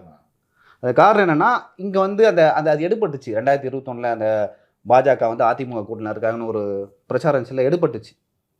இப்போ பாஜக கூட்டணினா அதிமுக இல்லை, அதிமுக கூட்டணினா பாஜக இல்லை. இப்போ அந்த பிரச்சாரம் சென்னையிலே எடுபடுமா? ஏன்னா ஏற்கனவே வெள்ளத்தால் பாதிக்கப்பட்டிருக்காங்க, விலைவாசி ஏறுது வந்து கிராமப்புறங்களை விட நகர்ப்புறங்கள் அதிகமாக ரொம்ப அதிகமாக இருக்கும். கரெக்ட். ஏன்னா ரெண்ட்டு, ஃபுட்டு, ஏன்னா இங்கே எவ்வளோ ஏற்றிருக்காங்க, ப்ராப்பர்ட்டி டேக்ஸு, இந்த டேக்ஸு, அந்த டேக்ஸு, கரண்ட் பில்லு, அரிசி, எண்ணெய் எல்லாமே போய் கடையில் தானே வாங்குறான். அது வந்து டைரெக்டாக எதிரொலிக்கும். கிராமப்புறங்களில் இருக்கிறவங்களுக்கு அது எதிரொலிக்காது, நம்ம அது குறைச்சி மதிக்கூடாது. ஏன்னா வந்து அவனுக்கு ஊரில் வந்து விவசாயம் பண்ணுறான், அங்கேயும் அவனுக்கு எல்லாமே கிடச்சிடும். ஸோ இந்த தேர்தலை பொறுத்த வரைக்கும், இந்த நாடாளுமன்ற தேர்தலை பொறுத்த வரைக்கும் நான் எப்படி பார்க்குறேன்னா இப்போ நம்ம டிசைட் பண்ணுற முடியாது. ஒரு அனாலிசிஸ் தானே பண்ணுறோம். எலெக்ஷன் ட்ரெண்டுன்னு ஒன்று இருக்குது, அது பக்கத்தில் போயிட்டு அந்த ட்ரெண்டு வந்து எப்படி ரிஃப்ளெக்ட் ஆகுது, யாருக்கு சாதகமாக போகுது, திமுகவுக்கு சாதகமாக போகுதா, அதிமுக சாதகமாக போகுது. ஏன்னா வந்து அதிமுக கூட்டணியில் பாஜக இல்லை, மைனாரிட்டி ஓட்டுகள் இருக்குது. அந்த மைனாரிட்டி ஓட்டுகள் வந்து காங்கிரஸுக்கு போகணுமா இல்லை அதிமுகவுக்கு போகணுமான்னு ஒரு விஷயம் இருக்குது. அவன் பார்த்துட்டு திமுக மேலே இருக்கிற வெறுப்பில் அதிமுகவும் போடலாம், ராகுல் காந்தி மேலே இருக்கிற ஒரு சாஃப்ட் கார்னர் இருக்குல்ல, அதனால திமுகவும் போடலாம். அது வந்து நம்மளுக்கு தேர்தல் நெருக்கத்தில் தான் தெரியும். நான் இந்த 2004 தேர்தலை உதாரணமாக சொல்ல விரும்புகிறேன். ஒரு முத்தலீஃபுக்கு நல்லா தெரியும். கடுமையான ஜெயலலிதா எதிர்ப்பு அலை வீசியதப்போ கிட்டத்தட்ட 96 மாதிரி வீசி. ரஜினி வேற வந்து 2வது தடவை வேற பாமக மட்டும் 6 தொகுதியில் போடாதீங்கன்னு சொல்லிட்டு போனார். ஞாபகம் இருக்குதா? என்ன ஞாபகம் உள்ளது? 2004 அது 2004 அந்த 2004 தேர்தலில் அதுவும் மத்தியில் யார் பிரதமர்ன்றதுக்கான தேர்தல் தான். ஆனால் அந்த தேர்தலில் 40 இடத்துலையும் ஜெயலலிதாவை மண்ணக்க வச்சாங்க நம்ம ஜனங்க. அதுக்கு மேஜர் ஃபேக்டர் ஜெயலலிதாவோட ஆட்சின்னா அதை யாரும் மறுக்க முடியாது. 1.5 லட்சம் அரசு ஊழியர் டிஸ்மிஸ்ஸு, ஆடு மாடு கோழி வெட்ட தடை சட்டம், மதமாற்ற தடை சட்டம், இது மாதிரி யாரோ ஒரு பிஜேபிக்காரன் வந்து ஐடியா கொடுத்துருப்பான் போல இருக்குது. அப்படியே பிஜேபி ஸ்கீமை பூரா இம்ப்ளிமெண்ட் பண்ணாங்க அந்த அம்மா. ரிவர்ஸ் ஆனவொடனே ஷி அண்டர்ஸ்டுட். அதான் இன்னொரு விஷயமும் இருக்குது 2024 இன்னொரு விஷயமும் இருக்குது. அப்போனா ஒரு காங்கிரஸுக்கு எதிரான ஒரு வலுவான எதிர்கட்சி இல்லை. காங்கிரஸ்னா இப்போ பிஜேபின்னு சொல்கிறான்ல, அப்போ காங்கிரஸ்னா எதிர்கட்சிகள் யார்? மாநில பாயிண்ட் என்னன்னா இல்லை நான் சொல்கிறேன் 2001 ஆட்சிக்கு வர்ற ஜெயலலிதா. அதாவது ஏன் ஜெயலலிதா வந்தாங்கன்னா அப்போ வந்து காங்கிரஸுக்கு எதிராக வந்து பாஜக ஒரு கட்சி இப்போ இருக்குது. இப்போ காங்கிரஸுக்கு எதிரான ஒரு எதிர்கட்சின்னு யாருமே இல்லை. அப்போது காங்கிரஸ் திமுகவும் காங்கிரஸும் கூட்டணி வச்சாங்க. இப்போ மக்கள் இங்கே வந்து தமிழ்நாட்டை பொறுத்த வரைக்கும் பரிச்சயமான கட்சி காங்கிரஸ், ஓகேவா? அங்கே அந்த அதிமுக தரப்பில் இது வந்து நாடாளுமன்ற தேர்தல் 2004, ஓகேவா? சட்டமன்ற தேர்தலில் இருந்தால் ஜெயலலிதாவுக்கு போட்டிருப்பாங்க. இது நாடாளுமன்ற தேர்தல், நான் ஏன் ஜெயலலிதாவுக்கு போடணும்? ஏன்னா காங்கிரஸ் எனக்கு பரிச்சயமான கட்சி. காங்கிரஸ் சோனியா காந்தி வருவாங்க, ராகுல் காந்தி வருவாங்க. அது மட்டும் காரணமாக நான் எடுத்துக்கொள்ள முடியுமா? ஜெயலலிதாவின் ஆட்சியின் மீது அதுவும் ஒரு இருந்த காரணம். அதிருப்தி 2004 தேர்தல் முடிவுகளில் பிரதிபலித்ததான்றத அது நான் தெரிஞ்சுக்க விரும்புறேன். இதுக்கு நான் பதில் இருங்க, சொல்றேன். அது தெரிஞ்சுக்க விரும்புறேன். ஏன்னா அதை அளவீடா வச்சு நாம இதை பார்த்தோன்னா, ஏன்னா இங்க வந்து ஹியூஜ் ஆன்டி இன்கம்பென்சி இருக்கு. திமுக ஆட்சியின் மீது கடும் அதிருப்தி இருப்பதை நாமளே உணர்றோம். ஃபீல்டுக்கு போறோம், நமக்கு தெரியுது. இதுல ரிஃப்ளெக்ட் ஆகுமான்றதான் நான் கேட்கிறேன். நான் அதுதான் நான் புரிஞ்சுக்க விரும்புறேன். Assembly it's a totally different game. இதுக்கு நான் பதில் சொல்றேன். இவங்க பெரிய கட்சியா இருந்தாங்க, அவங்க பெரிய கட்சியா இருந்தாங்க. அதை வச்சுலாம் பார்லிமெண்ட் எலெக்ஷன் தமிழகத்தில் நிர்ணயிக்கப்படவில்லை. தமிழகத்தில் வந்து 2 கட்சியில் எந்த கட்சி மேலே வெறுப்பு இருக்குதோ அதுக்கு ஏற்றாற் போல முடிவுகள் வந்திருக்குது. அதுக்கு உடைய உதாரணம் தான் 96 எலெக்ஷன். 96ல் கிட்டத்தட்ட 1,10,00,000 வாக்குகள் டிஎம்கே வாங்குச்சு. தான் தமுக, இவங்க தமிழ் மாநில காங்கிரஸ், டிஎம்சி எல்லாம் சேர்ந்து நின்னாங்க. பெரிய அடி ஜெயலலிதாக்கு. அவங்க வாங்கின வாக்கு வெறும் 58 லட்சம் தான். அப்போ எந்த அளவுக்கு இதுன்னு 2 வருஷம் கழிச்சு 98 மக்களவை தேர்தல் 18 சீட்டு ஜெயிச்சாங்க. 30 சீட்டு இவங்க கூட்டணி ஜெயிச்சாங்க. ஏடிஎம் கூட்டணி 30 சீட்டு, ஏடிஎம்கே 18 சீட்டு ஜெயிச்சாங்க. அதில் வாங்கின வாக்குகள் பார்த்தீங்கன்னா கிட்டத்தட்ட அப்படியே பக்கத்தில் வந்துட்டாங்க. 1 20 1 9 ஆல்மோஸ்ட் ஈக்குவல் வந்து அடித்து நகர்த்திட்டாங்க. அப்போ இங்கே வந்து இதெல்லாம் வந்து தீர்மானிக்கல. அந்த மக்கள் வந்து எதை பார்க்குறாங்கன்னா, நீ வந்து சட்டசபையில் உக்காடுறிய, நீ என்ன செய்கிற, எங்களுக்கு செய்யலைல்ல, இந்த எலெக்ஷனை நாங்கள் பயன்படுத்திக்கிறோன்னு பண்ணுறாங்க. அதுதான் 2001 2004 நடந்தது. 2001 கடுமையான திமுக எதிர்ப்பு ஆட்சி தான் 2001 ஜெயலலிதா வர்றாங்க. ஆனால் 2004 மறுபடியும் ஜெயலலிதாக்கு அடி விழுது. டிஎம்கே கூட்டணி ஜெயிக்குது. 96 மிகப்பெரிய எழுச்சியோட கருணாநிதி வராரு. ஆனால் அவருடைய 2 ஆண்டு ஆட்சியில் வந்து இதாகி நீங்கள் பார்த்தீங்கன்னா 3-4 மாதம் கரை வெட்டி கட்டல ஏடிஎம்கேல, யாருமே வெளியிலேயே தெரியல. 96 பார்த்தீங்களா, காணா போயிட்டாங்க. ராஜகண்ணப்பன் நம்பர் 1. இப்போ செந்தில் பாலாஜி இருந்த மாதிரி அப்போ ராஜகண்ணப்பன் தான் நம்பர் 1ல் இருந்தார் ஜெயலலிதா கிட்ட. அவர் தான் முதல்ல வெளியே ஓடினார். அப்புறம் எத்தனை பேர் வெளியே ஓடினாங்க, எல்லாம் ஓட்டாங்க. அப்போதாங்க மாறுது. இவங்களுக்கு எதிராக ஸ்டேட்மெண்ட் எவ்வளோ பேர் கொடுத்தாங்கன்னு தெரியும். அப்படிப்பட்ட ஜெயலலிதா டக்குன்னு 2 வருஷத்தில் எழுந்திரிச்சு நிற்கிறாங்க. எதிர்பார்க்காத அன்றைக்கி எல்லாருமே எல்லாம் எதுன்னு சொன்னாங்க, ஈஸியாக ஏடிஎம்கே டிஎம்கே கூட்டணி ஜெயிச்சிருங்க, அடிச்சிடுவாங்க. ரஜினியும் அப்படி தான் நினச்சார். அதனால தான் அமெரிக்காலேருந்து வந்து மறுபடியும் வாய்ஸ் கொடுத்தாரு. ஆனால் நிலைமை தலைகீழாயிடுச்சு. அதனால் அதை தான் வச்சு தான் நான் சொல்கிறேன், தமிழக மக்கள் பொறுத்த வரைக்கும் இங்கே தேசிய கட்சிகளுக்கு இடம் இல்லை. அப்படி இருந்தால் ஏன் இவருக்கு சார் எம்ஜிஆர் இருக்கும்பொழுது ஒரு தேர்தல் 84 எப்போ வந்து தெரியல, அவர் வந்து டெல்லி காங்கிரஸும் திமுகவும் ஒரு கூட்டணியில் இருக்காங்க. 80 காங்கிரஸும் திமுகவும் ஒரு கூட்டணியில் இருக்காங்க. எம்ஜிஆர் தனியாக இருக்கார். எம்ஜிஆர் தான் முதல்வர். தொடர்ந்து வந்து 13 வருஷம் இருந்தார். அப்படி இருந்தால் எதுக்கு அந்த தேர்தலில் வந்து திமுக காங்கிரஸ் வெற்றி பெற போகிறாங்க? காங்கிரஸ் பெரிய கட்சி. அந்த காங்கிரஸ் பெரிய கட்சி. அப்போ தமிழ்நாட்டில் 80 தேர்தலில் எம்ஜிஆரின் ஆட்சி கலைக்கப்படுகிறது. அந்த மக்கள் இல்லை, அதுக்கு முன்னாடி தான் பார்லிமெண்ட் எலெக்ஷன் நடக்குது. அதான் முன்னாடி நடக்குது. அந்த தேர்தலில் திமுகவும் காங்கிரஸும் கூட்டணி வைத்து பெரும் வெற்றியை பெறுகிறார்கள். 2 சீட்டு எம்ஜிஆர். அது நீங்க தான் போய் சொல்றீங்க. நீங்க தான் அதே வாதத்துக்கு தான் வலு சேர்த்து. அதுதான் நான் என்ன சொல்றேன், முடிச்சிடறேன் நான்.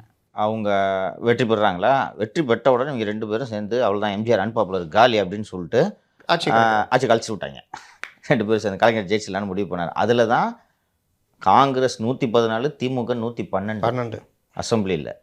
அப்படி இருந்த காங்கிரஸ் இன்னைக்கு பார்த்தல கொடுத்த சீட்டை சொல்கிறாங்க.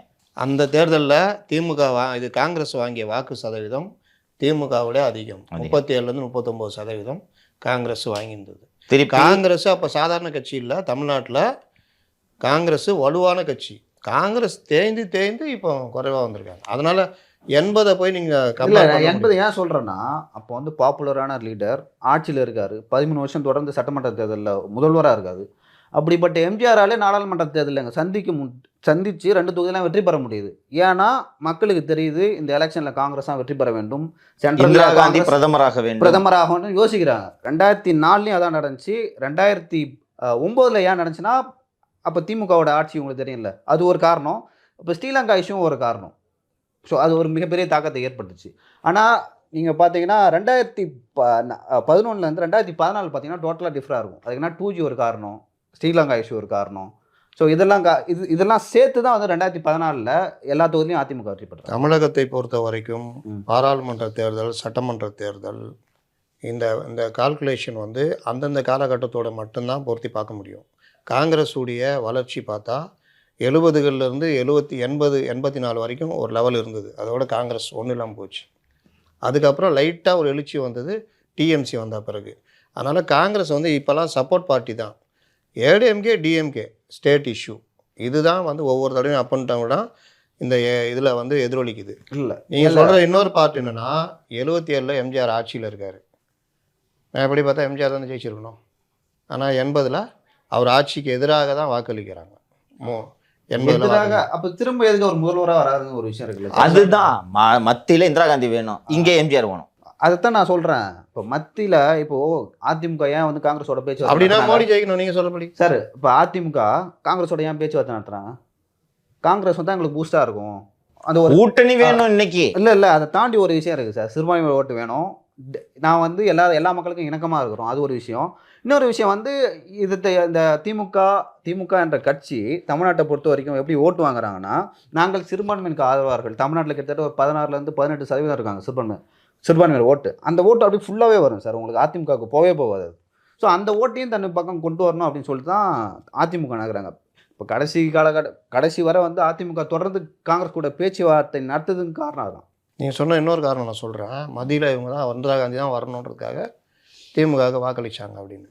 இன்றைக்கி மத்தியில் பெரிய அளவில் அடுத்து வர்றதும் பாஜக தான் வருன்றது தான் பெரிய அளவில் அவங்க தான் இதுவாக இருக்காங்க. அப்படி பார்த்தா இங்கே பிஜேபிக்கு தான் வாக்கு அதிகமாக அளிக்கணும். இங்கே என்ன பிரச்சனைனா, அதே காலகட்டத்தில் தான் ஜனதா கட்சி ஒன்றும் இல்லாமல் போய் ஜனதா கட்சி பெரிய கட்சியாக இருந்தது. அவங்களோட வந்து எம்ஜிஆர் கூட்டணி வச்சுருந்தார். ஆனாலும் எடுபடல. ஏன்னா இந்திரா காந்தி தான் மத்தியில் வரணும். ஏன்னா ஜெகஜீவன் ராம் என்பவர் வந்து தமிழ்நாட்டில் யாருக்குமே தெரியாது. எம்ஜிஆர் வந்து ஜெகஜீவன் ராமை வந்து பிரதமர் வேட்பாளராக, இந்திரா காந்தி நேருவின் மகளை தெரியுமா உங்களுக்கு? ஜெகஜீவன் ராம் தெரியுமா? அதுதாங்க சொல்கிறேன். இப்போது இந்திரா காந்தி தான் பெருசாக வரணும்னு நீங்கள் சொல்கிறீங்கல்ல, அதுக்காக டிஎம்கேக்கு வாக்களித்தாங்க. இந்த சைடில் ஜனதா கட்சி இப்போ இருக்கிற இந்தியா கூட்டணி மாதிரி ஏடிஎம் கூட கூட்டணியில் இருந்தது. ஆனால் இந்திரா காந்தி தான் வரணும்னு தேர்ந்தெடுத்தாங்க. ஓகே, இப்போ இன்னொரு விஷயம் சொல்லுங்கள். இல்லை இதை சொல்லிடுறேன். அப்போது பிஜேபி தான் இன்றைக்கி வரணும்னு ஒரு இது வெளியில், இந்தியாவுக்கு வெளியில், இது தமிழ்நாட்டுக்கு வெளியில் பேசுகிறேன் சொல்கிறேன். தமிழ்நாட்டுக்கு வெளியில் பிஜேபி தான் வரணுன்ற பெரிய இது இருக்குது. அடுத்து மோடி தான் வருவாருன்ற இது இருக்குது. அதுக்காக தமிழக மக்கள் வந்து பிஜேபி இங்கே வாக்களிச்சிட மாட்டாங்க. நான் தமிழ்நாட்டோட ட்ரெண்டை அதான் சொல்கிறேன், வாக்களிச்சிட மாட்டாங்க. அப்போது இந்தியா கூட்டணி இன்னை வரைக்கும் ஒரு தெளிவான ஒரு இது வரலை. பிரதமர் யாரும் இல்லை. இதுக்கு முன்னாடி பார்த்தா ஒவ்வொரு ஸ்டேட்லேயுமே ஒவ்வொரு எலெக்ஷன்லேயுமே ஸ்டேட் இஷ்யூ தான் அடுத்த பார்லிமெண்ட் எலெக்ஷனை தீர்மானிச்சிருக்குது. அதற்கு உதாரணம் 80, 96, 2004 எல்லாமே. இல்லை, நான் இந்த இடம் தான் எனக்கு டிஃபர் ஆகுது. நீங்கள் இது அதிருப்தி இருக்குது, மக்கள் மத்தியில் அதிருப்தி இருக்குது, இது எல்லாத்தையும் நான் ஒத்துக்கிறேன். ஆனால் கான்ஷியஸாக சென்ட்ருன்னா கவனமாக சென்ட்ரில் யார் பிரதமராக வரணும்னா அதுக்கு தனியாக வாக்களிக்கிறார்கள். அப்படி பார்த்தால் மீண்டும் காங்கிரஸ் வெற்றி பெற வேண்டும், காங்கிரஸ் இருக்கக்கூடிய கூட்டணிக்கு தான் நாங்கள் வாக்களிப்போம், மக்கள் ஏன் முடிவெடுக்க கூடாது அப்படின்றது ரொம்ப ரொம்ப சிம்பிளாக சொல்கிறேன். இப்போவே நம்ம வெளியில் போயிட்டு அடுத்து எந்த கட்சி ஆட்சியை பிடிக்கும்னு நீங்கள் ஒரு சர்வே எடுத்தால் மக்கள்கிட்டயே பிஜேபி தான் மீண்டும். ஆமாம், அவ்வளோதான், சிம்பிள். மக்கள் நீங்கள் இந்தியா கூட்டணி தான் அடுத்த வரப்போகுதுன்னு சொன்னால் நான் இந்த பேச்சுக்கே நான் இது பண்ண மாட்டேன். இல்லைங்க, இப்போது எந்த வகையில் அதிமுகவுக்கு ஏன் மக்கள் வாக்களிக்க வேண்டும் நான் கேட்கிறேன். இது பிரதமருக்கான தேர்தல். அங்கே திமுக காங்கிரஸ் கட்சி கூட்டணியில் இருக்கிறார்கள். அந்த கூட்டணி தான் மோடியை வீழ்த்துவதற்கான ஒரு கூட்டணி. நான் ஏன் அதிமுகவுக்கு வாக்களிக்கணும்? இப்போ அதிமுக எந்த வகையில் இன்னைக்கு இங்கே வாக்குகளை பெறப்போகிறதுன்னு கேட்குறேன். உங்கள் வாதத்தில் 2 விஷயத்தில் நீங்கள் தெளிவாக வந்துடணும். ஒன்று, பிரதமருக்கான வேட்பாளரை முடிவு செய்யும் தேர்தல் இது அப்படின்னு விஷயத்தில் வர்றீங்களா, இல்லை திமுக அதிமுகவில் எது ஜெயிக்கும், எது அதிகமாக சீட்டுகளை பெறும்னு வரீங்க? சார் ஆக்சுவலாக நீங்கள் சொல்கிற எனக்கு புரிஞ்சிச்சு நீங்கள் கேட்குற கொஸ்டின். நான் ஏன் அதிமுக வாக்களிக்கணும் அப்படின்னு சொல்லிட்டு. ஓகே, நிறைய ஃபேக்டர் இருக்குது. உங்கள்கிட்ட பிரதமர் வேட்பாளர் கூட இல்லை, எதுக்கு ஓட்டு போடணும்? நிறைய ஃபேக்டர் இருக்குது. இவங்கள்ட்ட இருக்கா? ஃபர்ஸ்ட் ஃபேக்டர் இவங்கள்ட்ட இருக்கா? அது கூட்டணின்னு ஒன்று இருக்குங்க. நீங்கள் எந்த கூட்டணி? நீங்கள் மாநில கட்சி. ஜெயலலிதா வரலையா? இது ஜெயலலிதா இல்லை, இப்போ ஜெயலலிதா இருக்காங்களா? அதான் சார் இல்லாதப்போ ஆக்சுவலாக நீங்கள் கேட்ட கொஸ்டினுக்கு நிறைய ஃபேக்டர் இருக்குது சார். ஒன்று வந்து இந்த 3 வருஷம் ஆன்டி இன்கம்பன்சி, அது ஒரு காரணம். ரெண்டாவது வந்து அதிமுக கூட்டத்தில் பாஜக இல்லை, நான் அதிமுகவை நம்புவேன். 3வது விஷயம் வந்து எப்படி சொல்கிறது, அதிமுக பாஜகவை எப்படி அட்டாக் பண்ண போகிறாங்க? அது கேம்பெயினில் பார்த்துட்டு தான் இவங்க பாஜகவை எதிர்த்து நிற்பாங்களா இல்லை முடிஞ்சவனே போய் சேர்ந்துப்பாங்களா அப்படின்றது இந்த விஷயங்கள் தான் டிசைட் பண்ணும். அதை தாண்டி வந்து பொலிட்டிக்கல் ட்ரெண்ட் ஒன்று இருக்குது. தேர்தல் சமயத்தில் ஒரு பொலிட்டிக்கல் ட்ரெண்ட் இருக்குது தமிழ்நாட்டில். யார் வெற்றி பெறுவாங்க, யாருக்கு ஓட்டு போடணும் அப்படின்னு ஒரு விஷயம் இருக்குது. ஸோ இந்த விஷயங்களில் ஒரே விஷயத்தை மட்டும் வச்சுமே நம்ம டிசைட் பண்ணக்கூடாது. இந்த ஒரு விஷயத்துக்காக தான் அதிமுக ஓட்டு போடுவாங்க அப்படின்னு சொல்லிட்டு அதை தாண்டி கேண்டிடேட்டும் ஒரு முக்கிய பங்காற்றுவாங்க. அது லியோ பேசும்போது சொன்னதில் ஒரு முக்கியமான விஷயம், அந்த 2019 அந்த டிஎம்கே அலையன்ஸோட ஸ்வீப்புக்கு ஒரு முக்கியமான காரணம் 2016 சொல்லலாம். 2016 டிஎம்கே அண்ட் கூட்டணி கட்சிகள் செட் பண்ண anti BJP anti Modi narrative. அதான் வேர்ல்டு ட்ரெண்ட் ஆகுதுன்னா நானே பார்ட்டிசிபேட் பண்ணியிருக்கேன். எவ்வளோ ட்வீட் போட்டிருக்கேன். கேஸ் போட்டிருக்காங்கன்னு சொன்னீங்களா அது மேலே? அதான் அது கேஸ் போட்டது ஏடிஎம்கே, அரெஸ்ட் பண்ணது திமுக, சார்ஜ் ஷீட் போடுறது திமுக. ஆனால் அந்த 2016 to 2019 வரைக்கும் டிஎம்கே அலையன்ஸ் பில்டு பண்ண அந்த ஸ்ட்ராங் ஆன்டி மோடி நரேட்டிவ் 21 இவங்க ஆட்சிக்கு வந்த பிறகு கோட்டை விட்டாங்களா இல்லையா? இப்போதைக்கு இல்லை. 21 பாருப்பா, ஆட்சிக்கு வந்ததுலேருந்து பாரு. வந்ததுலேருந்து இல்லை. இல்லை. ஓகேவா? நான் சொல்கிறேன், நான் திருப்பி அதான் சொல்கிறேன். அது எப்படி இப்போ மாறும்? அன்னைக்கு ஃபுல் டோட்டல் நரேட்டிவ் நான் ஒத்துக்கிறேன். 2016 ஆரம்பித்து அதுவும் குறிப்பாக மக்கள் நல கூட்டணிலாம் முடிஞ்சு அந்த கூட்டணி கட்சிகள் மக்கள் நல கூட்டணி கட்சிகள் திமுக பக்கம் வந்தோட ஒன்றா இறங்கினாங்க. எல்லாம் ஒரு பெரிய மொமெண்டம் இருந்துச்சு, மோடியை வீழ்த்தணும் அவ்வளோதான். அண்டு ஒர்க்கும் அது மாதிரி பண்ணாங்க. கோபேக் மோடி ஒரு ட்ரெண்டுன்னு சொன்னாங்கன்னா மொத்த பேரும் காலையில் எழுந்து வந்து உட்காந்துட்டு இந்த வேலையை பார்த்துட்டு இருப்பாங்க. அது இருந்துச்சு. ஆட்சிக்கு வந்தவொடனே ஆட்சிக்கே உரிய பலகீனங்கள், அது மட்டும் அல்லாமல் இவர்களுடைய ஒரு சமாதான போக்கு, அப்புறம் ஏர்போர்ட் வந்தோன்னா வெள்ளக்கொடையை தூக்கின்னு போகிறது, அப்புறம் ஒரு தவுளுண்டு விளையாட்டு போட்டிக்கு பிரதமர் வந்து கேலோ இண்டியான்னு நீங்கள் கூட்டிகிட்டு வர்றது. ஸோ இவங்க விட்டுட்டாங்க. சிம்பிளாக எதுக்கு வளவலன்னு பேசிக்கிட்டு பிஜேபி எதிர்ப்பு விட்டாங்க. பேருக்கு ஏதாவது 1-2 அப்பப்போ பேசலாம். அது வந்து எலெக்ஷன் டைம்ல அந்த மூமெண்ட்டை கிரியேட் பண்ணுவாங்க. ஒரு 6 மாதத்துக்கு முன்னாடி கிரியேட் பண்ணியிருக்கணும். அதை இப்போ இது சுத்தமாக மிஸ்ஸிங் தானே. எல்லாத்துக்கும் மேலே திமுக கூட்டணி கட்சிகள்னு சொல்லுவாங்கல்ல, கூட்டணி கட்சிகள் அந்த பலம் வந்து பொதுமக்கள் மத்தியில் இவங்க எல்லாருமே இப்போ அதாவது சிபிஎம் இருக்கிறது, வைகோ இருக்கிறது, திருமாவளவன் இருக்கிறதுலாம் வந்து ஒரு பலம் அப்படின்வாங்க. இன்றைக்கி இவங்க எல்லாமே திமுகவோட அணியாக மாறி ஒன்றி போய் அவங்க தொண்டர்கள் மத்தியிலே, ஜனங்கள் மத்தியில் கூட சொல்ல, அவங்க தொண்டர்கள் மத்தியிலேயே நான் கேட்குறேன், பாலகிருஷ்ணன் போயிட்டு நாம் பெருமழை வெள்ளத்தில் சிறப்பாக செயல்பட்ட திமுகவுக்கு நாம் வாக்களிக்க வேண்டும்னு பேசுனா அவருடைய கடலூர் தொகுதியிலையோ இல்லை மற்ற இதுலையோ எழுப்படுமான்னு கேட்குறேன். அப்போ அந்த நீங்கள் இன்னும் பிரச்சாரம் ஆரம்பிக்க பல விஷயங்கள் வெளியில் வர ஆரம்பிக்கும். ஸ்டேட் இஷ்யூ தான் இங்கே பெரிய இஷ்யூ. சரி, நான் இது இப்போ எல்லாத்தையும் விட்டுறேன். நான் வந்து அதிமுக பெரிய ஸ்வீப் வரும்னு சொல்லலை. நான் ஆரம்பத்தில் 10 சீட்டு தான் சொன்னேன். ஆனால் நீங்கள் 2 பேருமே இதை வந்து அதிமுக பெரிய ஜெயிக்கிற மாதிரியே ஒரு வாதம் போகுது. அப்படி இல்லை. அதிமுக 10 இன்னைக்கு இருக்கிற இதில் இன்னும் தொகுதிகள் ஒதுக்கீடு, வேட்பாளர் இது பிரச்சாரம் வரும்போது எப்படி போகும் தெரியாது. ஒவ்வொரு தொகுதியிலையும் அப்ஸ் அண்ட் டவுன் தெரியும். இப்போ இருக்கிறதுல நான் சொல்கிறேன், இப்போ இருக்கிறதுல விசிக்கு 2 நிற்கிறாங்க, 2மே பானை சின்னம். போன தடவை அவ்வளோ பெரிய அலையில் திருமாவளவன் எவ்வளோ போராடி வந்தார். எவ்வளோப்பா வித்தியாசம்? 8,000 வாக்கு இல்லை சார், தபால் வாக்கு எண்ணி தான் கடைசியாக. இல்லை 8,000 வாக்கு அப்ஸ் அண்ட் டவுனில் இருந்து திருமாவளவன் லாஸ்ட்டில் அங்கே போய் நின்ட்டார். லாஸ்ட்டில் மத்தியானத்துக்கு மேலே தான் லேட்டாக அவருடைய இது அறிவிக்கப்படுகிறது. எந்த காலத்தில் 2019 மிகப்பெரிய எழுச்சி, ஒரே ஒரு பக்கம் அடிச்சுட்டு போகும்போது திருமாவளவன் தடுமாறி கொண்டிருக்கிறார். பானை சின்னம் இன்னைக்கு எப்படி இருக்குன்னு நீங்கள் முடிவு பண்ணிக்கங்க. இதுவே இப்படின்னா ரவிக்குமார் விழுப்புரத்தில் என்ன ஆவார்? அப்புறம் 2 தொகுதி கெட்டியா? அந்த ரவிக்குமார் மற்றும் திருமாவளவன் 2 பேரின் தொகுதி பொறுப்பாளர் அரசியலை விட்டு ஒதுங்கும் நிலையில் இருக்கிறார். யார்? பொன்முடி. ஏங்க அவர் எப்படிங்க இவங்களெல்லாம் வந்து பண்ணிட்டு அவரு தான் சொன்னாங்கப்பா, என்ன பொது தொகுதி கேட்குற அளவுக்கு வந்துட்டீங்க. ஐயோ. அப்போ இப்போவே பாருங்கள், அந்த 2 தொகுதி அவங்களுக்கு வெற்றி நிச்சயம் நீங்கள் சொல்ல முடியாது. கரெக்டாக? ஃபேர் என்ன. பெருமாவுக்கு கூட நீங்கள் சொல்லலாம், ரவிக்குமாருக்கு சொல்ல முடியாது. தாண்டி அந்த 2 இடத்துலையும் ரெட்டையில சின்னம் வந்தால் ரெட்டையிலையா பானியான்னு யோசிப்பாங்க. உறுதியாயிடுச்சா 2 தொகுதி? யோ என்னையா முடிவு வர்றேங்க. இல்லை சார், அது உண்மை சார். வர்றேன். ஆச்சா, அங்கே வேட்பாளர் லாஸ்ட் டைம் வந்து உதயசூரியன்ல நின்னாரு ரவிக்குமார். ஆமா, இப்போ பெருசாக தெரியல. இப்போ பானையில் தான் விழுப்புரத்தில் நிற்கிறாரு. எது ஃபெமிலியராக சின்னம் உங்களுக்கு, பானையா இல்லை ரெட்டையிலான ஒரு விஷயம் இருக்குல்ல? 2 முச்சுருவார் போல இருக்கு. இந்திய யூனியன் முஸ்லீம் லீக் இதில் நிற்கிது. ஏனி சின்னமா? ஏனி சின்னத்தில் ராமநாதபுரத்தில் நிற்கிது. அவங்க தனி சின்னமா? ஆமாம். உதயசூரியன்ல எங்க உதயசூரியன் செக் பண்ணுங்க. உதயசூரியன் ரைட்டு இருக்கட்டும். நவாஸ் கனி மேலே தொகுதி பக்கமே திரும்பி பார்க்கலான்ற இது இருக்குது. உள்ளுக்குள்ளே ராஜா கண்ணப்பன் மற்றவங்களுக்குலாம் அவர் பையனுக்கு சீட்டு கேட்டார். மற்ற எப்போ எப்படி இந்திய யூனியன் முஸ்லீம் இல்லை இது நானே சொல்கிறேன், நவாஸ்கனி தோக்குறாரு. நெக்ஸ்ட் 3 ஆச்சா? இல்லை விசாரிச்சேன்ப்பா, யாருக்குமே பிடிக்கல போகிற. நவாஸ்கனியா? ஆமாம், துட்டு குத்து வாங்கினா வெறும் பணம் வச்சிருக்கான்றதுக்காக வேட்பாளர் போட்டோன்னு எல்லாரும் சொல்கிறாங்கப்பா. அதை தாண்டி நீங்கள் பணம் கொடுத்தாலும் அதுக்கப்புறம் போய் மக்களோட சந்திக்கணும், பேசணும், ஒரு வேலை வேலை பார்க்கணும். சிம்பிளாக சொன்னா அது இருக்கணும். 3 ஆச்சா? ஐயோ. சிபிஐ 2 தொகுதி, திருப்பூர் அண்டு நாகை. ம் நாகை ஓகே, ம் திருப்பூர் கொங்கு மண்டலம் ஃபேர் இனஃப். முடிச்சிடுவாங்க. Fair enough. 4 ஆச்சா? நான் 1 கொடுத்துட்டேன் சிபிஐக்கு. ம் சிபிஎம் ம் கடலூர் அண்டு மதுரை.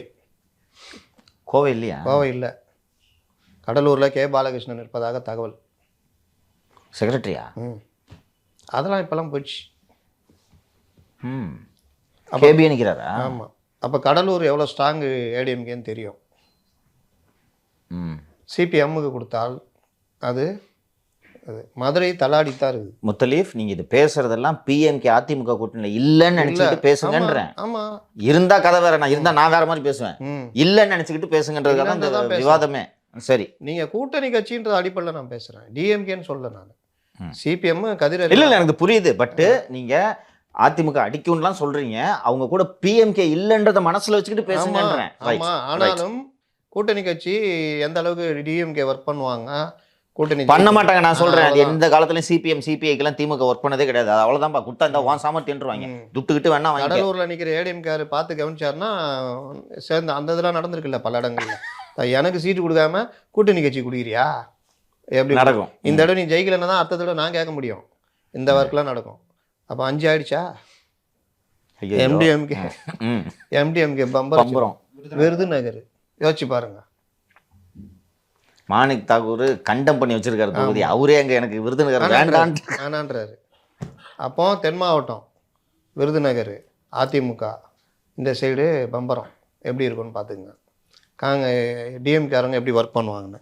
இப்போ இந்த இதுவே போட்டாலே 6 சீட்டு உறுதி. காங்கிரஸை சொல்லுங்க. காங்கிரஸில் 7 சீட்டு. ம் 7 சீட்டில் கிருஷ்ணகிரி டாக்டர் செல்லகுமாருக்கு கொடுக்குறாங்க. அண்ணன் கேபி முன்சாமி அடிச்சுருவாரு. நெக்ஸ்ட் கன்னியாகுமரி 8 ஆயிடுச்சா? கேபி முன்சாமி அடிச்சுருவாரு. நெக்ஸ்ட் கன்னியாகுமரி காங்கிரஸ் வந்து காங்கிரஸ். கரூர் வந்து ஜோதிமணிக்கு இல்ல பேசி தானே உறுதிப்படுத்தி தானே அந்த 7 இல்லங்க சீட்டு. இல்லங்க இல்லங்க இல்லங்க இல்லங்க விட்டுருங்க. அப்புறம் சிவகங்கை ம் கார்த்தி சிதம்பரம். கார்த்தி சிதம்பரம் காங்கிரஸ்காரங்கள வேலை செய்ய தயாரா இல்லை, திமுக வேலை செய்வாங்க. நெக்ஸ்ட் ம் அப்போ 8. வேற எங்கே நிற்கிறாங்க? இது பெரம்பலூர் கள்ளக்குறிச்சியா? காயத்ரி தேவிக்கு ஒரு சீட் இருக்குன்றாங்க. ஆமாம், இவர் காயத்ரி தேவி ப்ளஸ் இவர் பையன் குமாரமங்கலம் பையன், அவருக்கு ஒரு சீட்டு. அவருக்கு என்ன சேலம் கொடுப்பாங்களா? சேலம் சைடு தான், சேலம் இல்லாட்டி ஈரோடு ஏதாவது கொடுப்பாங்க. குமாரமங்கலம் பையன் தான். ஆமாம், ரங்கராஜன் குமாரமங்கலம் பையன். மோகன் குமாரமங்கலம் எம்எல்ஏ வேலை அப்போ இல்லைப்பா, தோத்துட்டாருன்னு நினைக்கிறப்பா. ஈரோடு கிழக்குக்கு தொகுதி பொறுப்பாளர் ஓகே ஓகே நம்ம ஈவிகே சாருக்கு. திருச்சி வந்து காங்கிரஸ் கொடுத்தா டிஎம்கே கண்டிப்பாக வேலை செய்யாது. ம் டிஎம்கே கொடுத்தா காங்கிரஸ் அங்கே ஓரளவு வெயிட்டாக இருக்கிற தொகுதி, அங்கே ஏடிஎம்கே ஒர்க் பண்ணாங்கன்னா அடைக்கல் ராஜ் மகனுக்கு கொடுக்கறதா ஒரு பேச்சு இருக்குது. அப்படியே இருந்தாலும் அவங்க தான் பார்த்துக்கணும். நேரு அவரோட கவனம் பூரா மகன் தொகுதியில் இருக்கும் இல்லைங்களா? ம் 8 + 1 9 தொகுதி. ம் சென்னையில் 3 சென்னையில் மத்திய சென்னையில் எஸ்டிபிஐக்கு கொடுத்து ரெட்டையில் நிற்க வச்சாங்கன்னா நல்லா ஒர்க் பண்ணால் இந்த தடவை கடுமையான அதிருப்தி தயாநிதி மாறன் மேலே இருக்குது. மீண்டும் தயாநிதி மாறன் கொடுத்தா பணம் மட்டுமே ஜெயிக்க வைக்காது. அப்போ அந்த இதை வந்து பயன்படுத்த கிழிப்பார் தயாநிதி மாறன். என்னைக்கு காசு எடுத்திருக்காரு? நீங்கள் வேறு சேகர் பாபு செலவு பண்ணால் தான் உண்டு. நான் சொன்ன காசு 10 எடுக்க தொகுதி மாட்டாரு. வந்துச்சா? ம் 10 தொகுதி வந்துச்சா? இது போக கொங்குல இருக்கு. கொங்குல தருமபுரி முன்சாமி பாமக 1.5 லட்சம் தனியாக பாமக என்டிஏ பிரிச்சுக்குவாங்க. இவங்க வரணும், மீதி இருக்கிறது ஏடிஎம்கே சிங்கிள் லார்ஜஸ்ட் பார்ட்டி 30 தூக்க போகிறாங்க. ஏடிஎம்கே அங்கே வெயிட் சார் தருமபுரி பொறுத்த வரைக்கும். நான் ஃப்ராங்காக சொல்கிறேன், பாமக இல்லைன்னா இது ஒன் சைடு எலெக்ஷன் நினச்சிட்டு தான் உங்கள் கூட விவாதத்துக்கே வந்து உட்காந்தேன். அப்போ அதுதான் உட்காந்தேன் சொல்கிறேன். 11 ஆயிடுச்சா? வேற என்ன தொகுதி இருக்குது? கோவை கோவையெல்லாம் டஃப் கொடுக்க ஆரம்பிச்சிடுவாங்க. நீலகிரிஸ் அதிமுக அடிக்க பாசிபிலிட்டி இருக்குப்பா. ஆமாம், ஏன்னா பிஜேபி ஓட்டை பிரிப்பாங்க. இன்னொன்று ஆராசா மேலேயும் கடும் அதிருப்தி இருக்கு. இப்போ ஆன்டி ஆராசா இந்த எலெக்ஷன்ல பிரச்சாரத்தை விட டேப்பு பஞ்சாயத்துல தான் அவர் ஆராசாவோட கவனம் இருக்கும். ஏங்க அப்படிலாம் பண்ணால் டிஎம்கே ஜெயிச்சிருங்க. ஆராசா பிரச்சாரம் பண்ணுங்க. யோ அவர் எந்த அளவுக்கு பிரச்சாரம் பண்ணுகிறாரோ அவர் பொன்முடி நம்ம சின்னவர் இவங்கெல்லாம் பிரச்சாரம் பண்ணாதான் அந்த அகில இந்திய லெவலில் இந்தியா கூட்டணிக்கு நல்ல வாய்ப்பு. இதெல்லாம் தாண்டி இப்போ 24 தொகுதிகளில் திமுக நிற்கிறாங்க. அந்த 24 தொகுதியை தவிர்த்துட்டு நீங்கள் மற்ற தொகுதியில் பார்த்தீங்கன்னா மீதி 16 தொகுதின்னு நினைக்கிறேன். 13 14 ஓகேவா? அப்படி அந்த தொகுதியில் பார்த்தீங்கன்னா சின்னம் வந்து அந்த கட்சிகளுக்கு பெரிய ட்ராபேக்காக இருக்கும். மற்ற கட்சிகள் காங்கிரஸாக இருக்கும், விடுதலை சிறுத்தைகளாக இருக்கட்டும், கம்யூனிஸ்டாக இருக்கட்டும். திமுக எங்க சின்னத்துல நில்லுங்கன்னு சொன்னதும் இது ஒரு காரணமா இருக்குமா சொன்னதுக்கு? முக்கிய காரணம். ஆமாம் ஏங்க நீங்கள் ஜனங்க போனாலே நீங்கள் யார் பிரச்சாரம், ஸ்டாலின் பிரச்சாரம், அவர் பிரச்சாரம், இவர் பிரச்சாரம், உதயசூரியனா ரைட்டு அப்படி வந்துடும். இதுன்னா நீங்கள் கொண்டு போய் சேர்த்து சரி இப்போ அவங்க மைண்டுக்கு வரும். ஓட்டு போடும்போது உதய சொன்னா யார்? கலைஞர், ஸ்டாலின், உதயநிதி. இந்த பக்கம் பாரு எம்ஜிஆர், ஜெயலலிதா, எடப்பாடி பழனிசாமி. அப்படி யோசிப்பாங்க. கிராமப்புறங்களில் அதை யோசிப்பாங்க சார். சாதாரண சொல்ல கிராமப்புறங்களில் அப்படி யோசிப்பாங்க. நான் இப்போ இன்னொரு விஷயம் சொல்கிறேன், நீங்கள் சொல்கிறத நான் எடுத்துக்கிறேன். இது very logical, I agree with you. நான் ஃப்ராங்காக சொல்கிறேன். இங்கே வந்து உட்காரும்போது பிஎம்கே இல்லை, ஏடிஎம்கே வில் ட்ரா எ பிளாங்க்னு தான் நினச்சேன் நான். இப்போ கூடுதலாக நிச்சயமாக நம்ம எல்லாருமே யுனானிமஸாக ஒத்துக்கிற ஒரு விஷயம், 2019 மனநிலை இன்று இல்லை இல்லையா? அண்டு 21 இல்லை, அப்புறம் என்ன இன்று இல்லை. அண்ட் 21 இல்லைன்னா இந்த 3 ஆண்டு ஆட்சி அரசு ஊழியர், செவிலியர், மருத்துவர், போக்குவரத்து தொழிலாளர். ஏன்பா இப்படி பேசிட்டு இருக்க? போதை மருந்து கடத்துறவங்க கூட சந்தோஷமா இல்லப்பா, அரெஸ்ட் பண்ணிட்டாங்கன்னு வருத்தப்பட்டு இருக்கான். அந்த ஓட்டும் போச்சா? பஞ்சு முட்டா விற்கிறவன் யார்? எக்ஸாக்ட்லி. சொல்லு பரவாயில்ல. இல்ல என்ன இது இருக்கு, இந்த அதிருப்தி இருக்கு, நான் கடும் அதிருப்தி இருக்கு. இது ஓட்டா மாதிரி லோக்சபா எலெக்ஷன்ல ஏடிஎம்கே வெற்றி பெற முடியுமா அப்படின்றது தான் எனக்கு ஒரு பெரும் சந்தேகமாக இருந்தது. நீங்கள் சொன்னது எல்லாத்தையும் நான் ஒத்துக்கிறேன். எனக்கு ஒரே ஒரு விஷயம் மட்டும் கிளாரிஃபை பண்ணிங்கன்னா, எனக்கு என்னென்னா சிம்பிளாக சொல்கிறேன், an election contest should be equal. சமமான சண்டையாக இருந்தால் தான் யார் ஜெயிப்பான்னு பார்த்துட்டு இருந்தோம். ஒன் சைடாக போச்சுன்னா இந்த இங்கே சர்வே விட்டாங்களே 39-0ன்னு, அது மாதிரி விட்டாங்கன்னா என்ன இருக்குது? ஒரு ஜனநாயகத்தில் சமமாக இருந்தால் தானே இப்போ அந்த போட்டி நல்லாயிருக்கும். இதற்காக தான் நான் மீண்டும் உங்ககிட்ட weather there is any chance to, ஏன்னா திமுக எதிர்ப்பு வாக்குகளை ஏடிஎம்கேயும் பிஜேபி கூட்டணி தனித்தனியாக அப்படி பிரிச்சுக்கிட்டு போயிட்டாங்கன்னா இவங்க பாட்டுக்கு ஸ்வீப் பண்ணிட்டு வந்தாங்க. அந்த ஐடியாவில் தான் அவங்களும் இன்று வரை இருந்து கொண்டு இருக்கிறார்கள். சரிங்களா? இந்த சூழ்நிலையில் நான் இப்போது அக்ரி பண்ணுறேன், this is a fair fight, ரீசனபிளான ஃபைட், சம வாய்ப்பு நிச்சயமாக அதிமுகவுக்கு பாட்டாளி மக்கள் கட்சியோடு கூட்டணி அமைந்தாலும் அமையாவிட்டாலும் இருக்கிறது. சரிங்களா? இப்போ எனக்கு கூடுதலாக சொல்லுங்கள். நீங்கள் சொன்னது எல்லாத்தையும் நான் ஒத்துக்கிறேன். இந்த கேம்பெயின் இருக்குது, 3 வருஷம் ஒரு முகம் சுளிக்கக்கூடிய ஒரு ஆட்சி என்று தாராளமாக தயக்கம் இல்லாமல் சொல்லலாம். இந்த ஆட்சி இப்போது ஏடிஎம்கே அவங்களோட இது தெரிஞ்சிருச்சு, தமிழ்நாட்டு நலன், தமிழர் உரிமை, இந்த அடிப்படையில் போகிறாங்க. ஸோ இந்த பிரச்சார பலம், இந்த 3 வருஷமாக நடந்த ஃபேக்டர்ஸு, ரீசெண்டு ட்ரக்கு, சாண்டு, இது போக முத்தலீஃப் முக்கியமான விஷயம் நான் இதை சொல்லணும்னு நினச்சேன். திமுக துட்டை வெளில எடுக்க முடியாது. பிசிகேலேயே இவரே போட்டு லாக் பண்ணிட்டாங்க. இது இண்டிகேஷன். உங்களுக்கு தெரியும் திமுகவில் யார் துட்டு அதிகமாக செலவு பண்ணுவா? ஜெகத்து, வேலு, பொன்முடி கொஞ்சம் தான் கொடுப்பா. காலேஜ் வச்சிருக்காரு, ரைட்டு, கரெக்டாக நீங்கள் சொல்கிறது ரைட்டு. பொன்முடி, செந்தில் பாலாஜி உள்ளகிறாரு, கிங் பின் மெயின் உள்ளே இருக்காரு. துரைமுருகன் நல்லா எடுப்பாரு. தம்பி இருந்தா கொடுங்க தம்பி. துரைமுருகன். இது போக எனக்கு வந்த தகவலை சொல்லிடுறேன். They are going to choke the funds of DMK. இங்கே ரொம்ப கவனமாக பார்க்கணும். கண்ணு அது எட்டிய தூரம் வரைக்கும் திமுக இருக்காதுன்னு பல்லடங்கூட்டத்தில் பேசினார். சாதாரண வேர்டு இல்லை, காங்கிரஸ் கூட முக்து பாரத்து தான், இது தேடினாலும் கிடைக்காது. பண்ண போகிறாங்க, சரி தவறுக்குள்ளே நம்ம போவோம்னா பண்ணுவாங்க. பிஜேபி தான் பண்ணும் இல்லையா? பண்ணுவாங்க. இப்படிப்பட்ட சூழ்நிலையில் இது இந்த கூட்டணிக்கே பலவீனமாக தானே போகும். இப்போது இப்போ இன்னொன்று, ஒரு ஜாஃபர் அண்ணன் இப்போ தான் சிக்கியிருக்காரு. மனநிலை எப்படி இருக்கும்? சந்தோஷமாக பிரச்சாரம் பண்ண முடியுமா?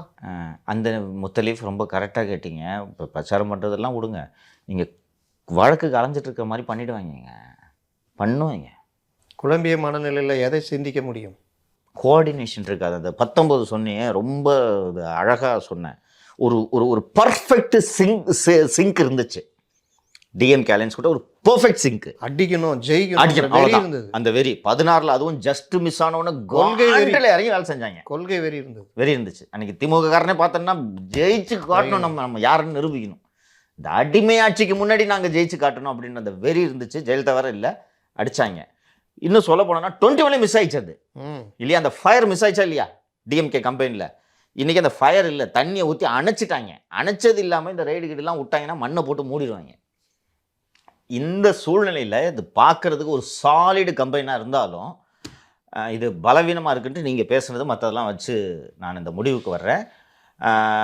தான் ஏற்கனவே தொடக்கத்திலே சொல்லிட்டோம், கூட்டணிலாம் இன்டாக்டாக இருந்தாலும் நம்ம டீட்டெயிலாக டிஸ்கஸ் பண்ணியிருக்கோம். எனக்கு it is an equal fight. நான் இப்போ சொல்கிறேன் ஏடிஎம்கே ஜெயிச்சிருன்ட்டு நீங்கள் சொல்கிறதுக்கு இன்னும் நான் முழுமையாக ஒத்துக்கல.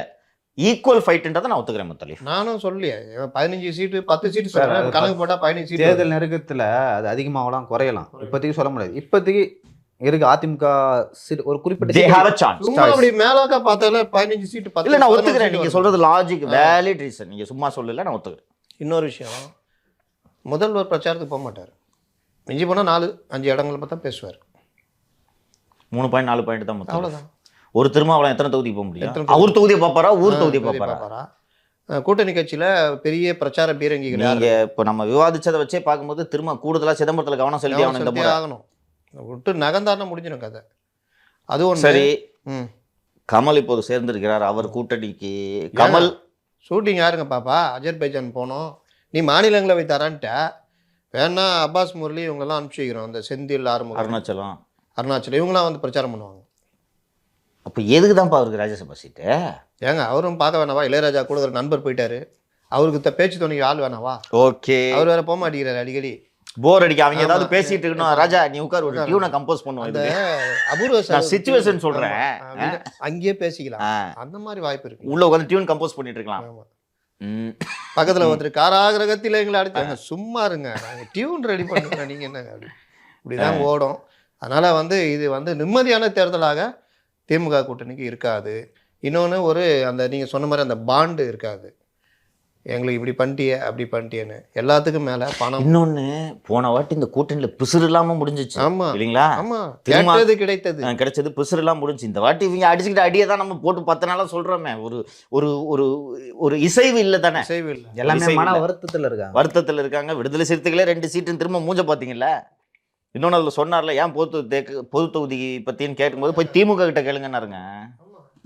போய் திமுக கிட்ட நீங்கள் அது திமுக தலைமையிடம் கேட்க வேண்டிய கேள்வின்னாரு. அது உள்ள வேதனை தான். இந்த வழி வேறு டிபார்ட்மெண்ட் தான் வந்து ப்ரெஸ் மீட் கொடுத்தாரு. சரி, எனக்கு இது வரைக்கும் சந்தோஷங்க. எனக்கு it should be a fair fight, equal fight. One சைடாக போனால் அது எலெக்ஷனாக அது. இதில் அதிமுக குறிப்பிட்டு சொல்ல வேண்டிய விஷயம் என்னென்னா, உங்கள் கையில் லட்டு மாதிரி பிரச்சனை கிடச்சிருக்கு. ஜாஃபர் சாதிக் பிரச்சனை, மாநில பிரச்சனைகள், இதை எந்த அளவுக்கு பேசி கொண்டு இன்றைக்கி சிவி சண்முகம் பேசுறதை கேட்டேன். நீங்கள் நலமான்னு கேட்குறாரு. இங்கே வந்து பார்த்தீங்கன்னா ஸ்டாலின், உதயநிதி அவங்க குடும்பம் மட்டும்தான் நலம், திமுககாரங்க கூட நலமா இல்லைங்க அப்படின்னு அடிக்கிறாரு. இந்த மாதிரி அடிகள் பிரச்சாரங்கள் இதை எந்த அளவுக்கு, அதில் குறிப்பாக இப்போ வந்து ஓரளவுக்கு எடப்பாடி பழனிசாமி பேட்டியை போட ஆரம்பிச்சிட்டாங்க. பார்த்தீங்களா? ஜாஃபர் சாதிக் மேட்டரில் அவர் சொன்னதை வரி போட ஆரம்பிச்சிட்டாங்க. இப்போ கவர்னரை போய் சந்திக்கிறது, இந்த மனித சங்கிலி இந்த மாதிரி இயக்கமாக மாற்றி இதை எந்த அளவுக்கு இவங்க வேகம் எடுக்கிறாங்களோ அந்த அளவுக்கு அதிமுகவுக்கு அது அவங்க ஃப்ரண்ட்டில் வந்துடுவாங்க. அண்ணாமலை பின்னாடி போயிடுவார். ஏன்னா இப்போ அண்ணாமலை மன வருத்தத்தில் இருக்கார், பெரிய பிரச்சனையில் அவங்க இருக்கிறாங்க. இதை தான் சான்ஸ் அடிச்சு நகர்த்தி கொண்டு போனாங்கன்னா உண்மையிலே இந்த 10-15ன்றது 20 வாய்ப்பு இருக்குது. 20 ஆகுன்றீங்க? ஆமாம், திமுக 5-6 சீட்டு அடிப்படும் இல்லைங்க உங்களுக்கு. கொங்கு பெல்ட்லேருந்து இல்லை மற்ற இடங்களுமே. இப்போ வட சென்னை எப்படி இருக்கும்னு தெரியாதுல்ல. Totally Agrippa. இது இன்னொன்று, இந்த எந்த தேர்தலும் இல்லாத யூனிக்கு பவுடர் இதில் எங்கெங்கே போகும்னு தெரியாது. Will be updating the developments. பட்டு ஹியூஜ் இந்த ராக்கெட்டு. பொதுவாக 2G ஒன்றும் இல்லை பாஸு. போதுமா? 2G ஒன்றும் இல்லை பாஸு. அது காற்றுல ஊழல் உடனே ஏதாவது உருட்டிட்டு போயிடலாம் பாஸு. இது லைஃப் த்ரெட்டனிங் இஷ்யூ. அதை சமாளிக்க அன்னைக்கு மாதிரி கலைஞர் மாதிரி அதையும் சொல்லுங்க. இங்கே பெட்டி தயாராக கூட்டது அரங்கத்தில் கூட்டம் நடந்தீங்க ஒரு 2Gக்கு பார்ட் பண்ணீங்க சதின்னு. He set a narrative. இங்கே நரேட்டிவ் செட் பண்ணுறதுக்கு ஆள் இல்லை. இன்னொன்று அந்த காலம் மாதிரி கொஞ்சம் ஊடகங்கள் மட்டும் இல்லை இப்போ. எக்ஸாக்ட்லி. இன்னைக்கு சோஷியல் மீடியா இல்லாததையும் எழுதுவார்கள். அதற்கும் விலை கொடுக்க வேண்டியது இருக்கும். ஏன் நீங்கள் பண்ணுறீங்கல்ல இல்லாத அதே வேலையும் பண்ண வேண்டியது இருக்கும். அப்போ பெரிய சிக்கல். நீங்கள் வேற இருக்கீங்க, இது வேற சிக்கல். சரி பார்ப்போம். It's a fair fight. Interesting election சொல்லலாமா? இதை ஒரு ஜாலியான எலெக்ஷன். Right, good. அது வந்து எடப்பாடி பழனிசாமிக்கும் ஒரு டெஸ்ட் சேலஞ்சு அருமையா சொன்னேன். Acid test. அவரோட ஆசிட் டெஸ்ட், அவரோட தலைமை பண்புக்கு இது ஒரு acid test. Let us see how he performs ன்னு. முடிக்கிறதுக்கு முன்னாடி ஒரே ஒரு விஷயம் மட்டும் சொல்லிடுறேன். Do you know what is the offer for ADMK from BJP? என்ன ஆஃபர்? 2 கேபினெட், ம் 2 MOS, ம் no case against any ADMK leader. ம் 26ல் எடப்பாடி தலைமையில் எடப்பாடியை முதல்வர் வேட்பாளராக ஏற்றுக்கொண்டு பிஜேபி தேர்தலை சந்திக்க தயார். இந்த முறை அண்ணாமலை? ம்? அண்ணாமலை அண்ணாமலையின் சிறகுகள் வெட்டப்படும். இவ்வளோ ஆஃபர் கொடுத்துருக்காங்க. ப்ளஸ் 15க்கு 10 குழி. எது 15க்கு 10 குழி யாருக்கு? ஏடிஎம்கே புதைக்கிறதுக்கு. ஏன் 3 கார் மறுபடியும் நீங்க பிஜேபி கூட சேர்ந்தா இல்ல இல்ல இல்ல இந்த ஆஃபர்லாம் கொடுத்து பேசுறாங்கயா. அதான் நானும் சொல்றேன். அதான் கூட்டணி வச்சா அந்த மாதிரி 15க்கு 10 சவக்குழியை வெட்டி அதிமுக போய்ச்சிட வேண்டியதான்றேன்.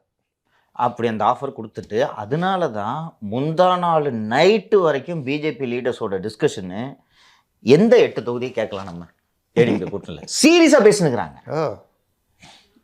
முத்தலீஃப் நேற்று மதியம் எடப்பாடி ப்ரெஸ்ஸை பார்த்து ஏகமனதாக எடுக்கப்பட்ட முடிவு இதை மறுபரிசீலனை செய்யும் பேச்சுக்கு இடம் கிடையாதுன்னு சொல்கிற வரைக்கும் மோடியும் அமித்ஷாவும் இந்தியாவில் இந்த மாதிரி ஒருத்தன் நமக்கு நோ சொல்ல முடியுன்றதை நம்பலைங்க. ஓ ஆமாம், நானும் திட்டவேலை கவனிச்சிங்களா நீங்கள்? எதுக்கே பல்லடத்தில் வந்து எம்ஜிஆர்ஜி அம்மாஜி ஜெயலலிதாஜின்னு சொல்லிருக்கிறாரு. இவர் ஸ்ட்ரேஞ்சாக தெரியல. அங்கே ஒருத்தர் கூட்டணிங்க வராதுன்னு சொல்லிட்டு இருக்கா. இங்கே வந்து அந்த யார் வரமாட்டேன்னு சொல்கிறேன்னா அவங்க கட்சியோட தலைவர் வந்து ஜெயலலிதாஜி. இவர் அம்மாஜி ஜெயலலிதாஜின்னு ஒன்றா பாண்டிச்சேரியில் போஸ்டே அடிச்சிட்டானு பார்த்தீங்களா? அம்மாஜியும் அப்பாஜியும் போட்டு மோடிஜி சின்னஜிலாம் போட்டு 2 மாதிரி ஒரு 4G அடிச்சிட்டானுங்க. அண்டு தமிழ்நாட்டிலேருந்து நம்ம பேசணும். தமிழ்நாட்டிலேருந்து இவ்வளோ பெரிய லிஸ்ட்டை கொடுத்துருந்தாரு அண்ணாமலை. இது போக நம்ம இதில் பேசுறதுல சரி. இந்த கூட்டணி அண்ணாமலை பற்றி இது பிஜேபி என்டிஏ பற்றி பேசவே இல்லையா? உங்களுக்கு எவ்வளோ ஓரம் வஞ்சன? ஏங்க ஓரம் வஞ்சனலாம் இல்லைங்க. ஏங்க கூட்டணின்னு ஏதாவது ஒன்று ஃபார்ம் பண்ணாதானேங்க. சரி, என்ன வாய்ப்பு இருக்கு? ஆனால் ஏசி சண்முகம் இருக்காரு, அவர் இருக்காக, இவர் இருக்காக, பாரிவேந்தர் இருக்காக, பண்ணியா இருக்காங்க. இல்லை அவங்களுக்கு என்ன வாய்ப்பு இருக்குன்னு கூட கொஞ்சம் பேசணும்ல. பேச வாய்ப்பு இல்லாமல் தானே ஏடிஎம் கிட்ட போய் பேசுகிறாங்க. நீங்கள் ஆரம்பத்தில் நாம் தமிழர் ஒதுக்குனீங்கல்ல, நான் பிஜேபி ஒதுக்குறேன், அவ்வளோதான். சரி, சரியா போயிடுச்சு. நான் எங்கே ஒதுக்குறேன்? 6.8% இருக்குது. இது 2.62. என்ன பிரச்சனைனா பூத்தில் வேலை செய்ய கூட இவங்களுக்கு ஆள் இருக்காது. யாருக்கு? பிஜேபி என்டிஏ கூட்டணிக்கு. 2வது பிரச்சாரம் எந்த அளவுக்கு கொண்டு போக முடியும், அண்ணாமலை எந்த அளவுக்கு போவார், எந்தெந்த சப்ஜெக்ட் எடுத்து பேசுவார்னு தெரியாது. அண்ணாமலை கோயம்புத்தூரில் கண்டெஸ்ட் பண்ண போகிறாரு. அது வேறையா? அப்போ அவர் அங்கேயே நான் இருந்துக்கிறேன், நீங்கள் பார்த்துக்கன்றார். அவர் கண்டெஸ்ட் பண்ணுற கடைசி தேர்தலாக அதாக கூட இருக்கலாம். ஏன்பா இப்படி அரசியல்வாதி இப்போதான்ப்பா வந்திருக்காரு, வயசு இருக்கு அவருக்கு, ஏன் அப்படி அநியாயம் பண்ணுறாரு? ராஜ்யசபா எம்பி ஆகி எல்முருகன் மாதிரி அனுப்பிச்சிடுவாங்கன்றாரு. அது கூட கொடுக்க மாட்டாங்க. ஏங்க நல்லா இருக்க கூட்டணி இப்படி உடைச்சு விட்டு மோடி கெஞ்சுறாரு. எனக்கு ஒரு இது இருந்ததுங்க, அடிச்சார் பார்த்தீங்களா? மோடி யார் மேலே கை வச்சாலுமே உஷாராக இருக்கும். சசிகலாவில் ஆரம்பிச்சு என்ன அவர் பாயிண்ட் ஆஃப் வியூலேருந்து பாரு, ஏதோ ஒரு முன்னாள் ஐபிஎஸ் ஆஃபீஸர் போட்டுக்கிட்டா பரபரன்னு இருக்குது, சோஷியல் மீடியா பூரா இதாக இருக்குன்னு அவங்க டிஜிட்டலில் தானே பார்ப்பாங்க. பார்த்துட்டு ஐயோ ட்ரெண்ட் ஆகுது, இது ட்ரெண்ட் ஆகுது, அது ட்ரெண்ட் ஆகுதுன்னு பார்த்துட்டு நல்லா இருந்தாங்க. கூட்டணி அதாவது அவங்களுக்கு என்னென்னா அண்ணாமலை இப்படி பண்ணி நாங்கள் கூட்டணி விலகிறோன்னு சொல்லிட்டாங்களே, அதை அவங்க சீரியஸாக எடுத்துக்கல. ஏடி அனுப்பலாம். இன்னொன்று சொல்கிறேன், கடைசியாக நேற்றைக்கு முன்தினம் ஸ்பெசிஃபிக்காக எடப்பாடிட்டு ஒன்று சொல்லியிருக்காங்க, உங்களுக்கு எதிராக வாக்குமூலம் கொடுக்க ஒருத்தரை ரெடி பண்ணிட்டோம், அடைந்தால் மகாதேவி இல்லாவிட்டால் மரணதேவி. இதையும் சொல்லிட்டாங்க. பார்த்துக்கலாம், இவ்வளோதான், பார்த்துக்கலாம். அதனால தான் அவங்களுக்கு பதில் தான்ப்பா நேற்று அவரே கேள்விப்பட்டிருப்பாரு இந்த கேள்வி. ஏகமனதாக எடுக்கப்பட்ட முடிவு மறுபரிசீலனை செய்யும் பேச்சுக்கே இடம் கிடையாதுன்னு சொன்னார்ல, அது முந்தா நாள் நைட் இந்த டிஸ்கஷன் நடந்துச்சுன்னு சொன்னால் நேற்று பகலில் சொல்லிட்டாங்கன்னா இன்னைக்கு பிஜேபி நோஸ் முடிஞ்சுன்னு. இப்போ இன்னைக்கு தான் அந்த முடிவு வந்திருக்காங்க. முந்தா நாள் வரைக்கும் நான் ஒரு பிஜேபி லீடர்கிட்ட பேசணும், ஏங்க கூட்டணி இல்லைன்றதெல்லாம் எடப்பாடி முடிவு பண்ணக்கூடாதுங்க, மோடி முடிவு பண்ணுவாருங்க, என்ன பேசுனுக்கிறீங்க? நான் சார் உங்களுக்கு எடப்பாடி பற்றி தெரியாது அப்படின்னு பேசாமல் இரு சங்கரு. ஆனால் அவர் ஜெயலலிதா மாறிட்டு வராருன்னு கட்சிகளை சொல்லியிருந்தாங்க. கிட்டத்தட்ட மாறிட்டார். கரிஷ்மா லீடரே கிடையாது, ஆனால் தைரியமாக அந்த முடிவு எடுக்கிறார். ஏன்னா கொஞ்சம் மிஸ் ஆனாலும் அவர் காலி பண்ணி விட்டு. இல்லை, இப்போ பிஜேபி எந்த நகர்வு எடப்பாடி பழனிசாமிக்கு எதிராக நடந்தாலும் அது வந்து அதிமுகவுக்கு ஹீரோவாக பயங்கர கெயினாகவும் அவரை ஹீரோவாக்கி விட்டுரும். அது வந்து வேற மாதிரியாக போர்ட்ரேட் பண்ணும். அதனால் எனக்கு நேற்று இதை கேள்விப்பட்டேன்னா உள்ளபடியே சந்தோஷமாக இருந்துச்சுங்க. யோசிச்சு பாருங்கள், 2 கேபினெட்டு, 2 MOS, ஒரு ஏடிஎம்கே லீடருக்கு மேலே கூட ஏஜென்சி, சென்ட்ரல் ஏஜென்சிஸ் வராது. This is the offer. நீங்கள் தான் முதல்வர் வேட்பாளர். இப்போவே அக்ரிமெண்ட் கையெழுத்து போட்டுரும். அவ்வளோ டெஸ்பரேட்டு. இப்போது அது இல்லைன்ன உடனே அடுத்த கேமு, அவங்க வரமாட்டேன்ட்டாங்க, அவங்க வரல, நம்மளும் தனியாக போட்டிடுறோன்னா திமுக 35+ பாசிபிள். ஓகேவா? எப்படி பாசிபிள்ன்றதை பார்க்குறேன்றதுக்கு தான் இன்றைக்கி ஆதவ அர்ஜுனோட வீட்டில் இடி ரைடு. ஓகேவா? ஜாபர் சாதி ஒரு ஆள் போதுங்க, முடிச்சு விட்ருவாங்க. பல இடங்கள் இருக்குயா. ஆனால் இந்த ஜாஃபரு அரெஸ்ட்டு, அந்த ஜாஃபர் செட்டோட டேப்பு, பல ஐட்டங்கள் இருக்குது. விரிவாக எல்லாத்தையும் விவாதிப்போம். நீங்கள் இப்போ உங்கள்கிட்ட 2 பேரில் டிஸ்கஸ் பண்ணதில் திஸ் இஸ் அ ஃபேர் எலெக்ஷன்ற முடிவுக்கு நான் வந்துட்டேன். உள்ளபடியே சொல்கிறேன், ஒன் சைடட் எலெக்ஷன் தான் நினச்சிட்டு இருந்தேன். நான் இவ்வளோ டீட்டெயிலாக அனலைஸ் பண்ணல. ரொம்ப நல்ல discussion. It's a fair election, interesting election. குறைந்தது 10 சீட்டு உறுதி. பார்ப்போம், இன்ட்ரெஸ்டிங் எலெக்ஷன் பார்ப்போம். ஓகே சார், பொறுத்திருந்து பார்க்கலாம். இது வரைக்கும் கருத்துக்களுக்கு ரொம்ப நன்றி.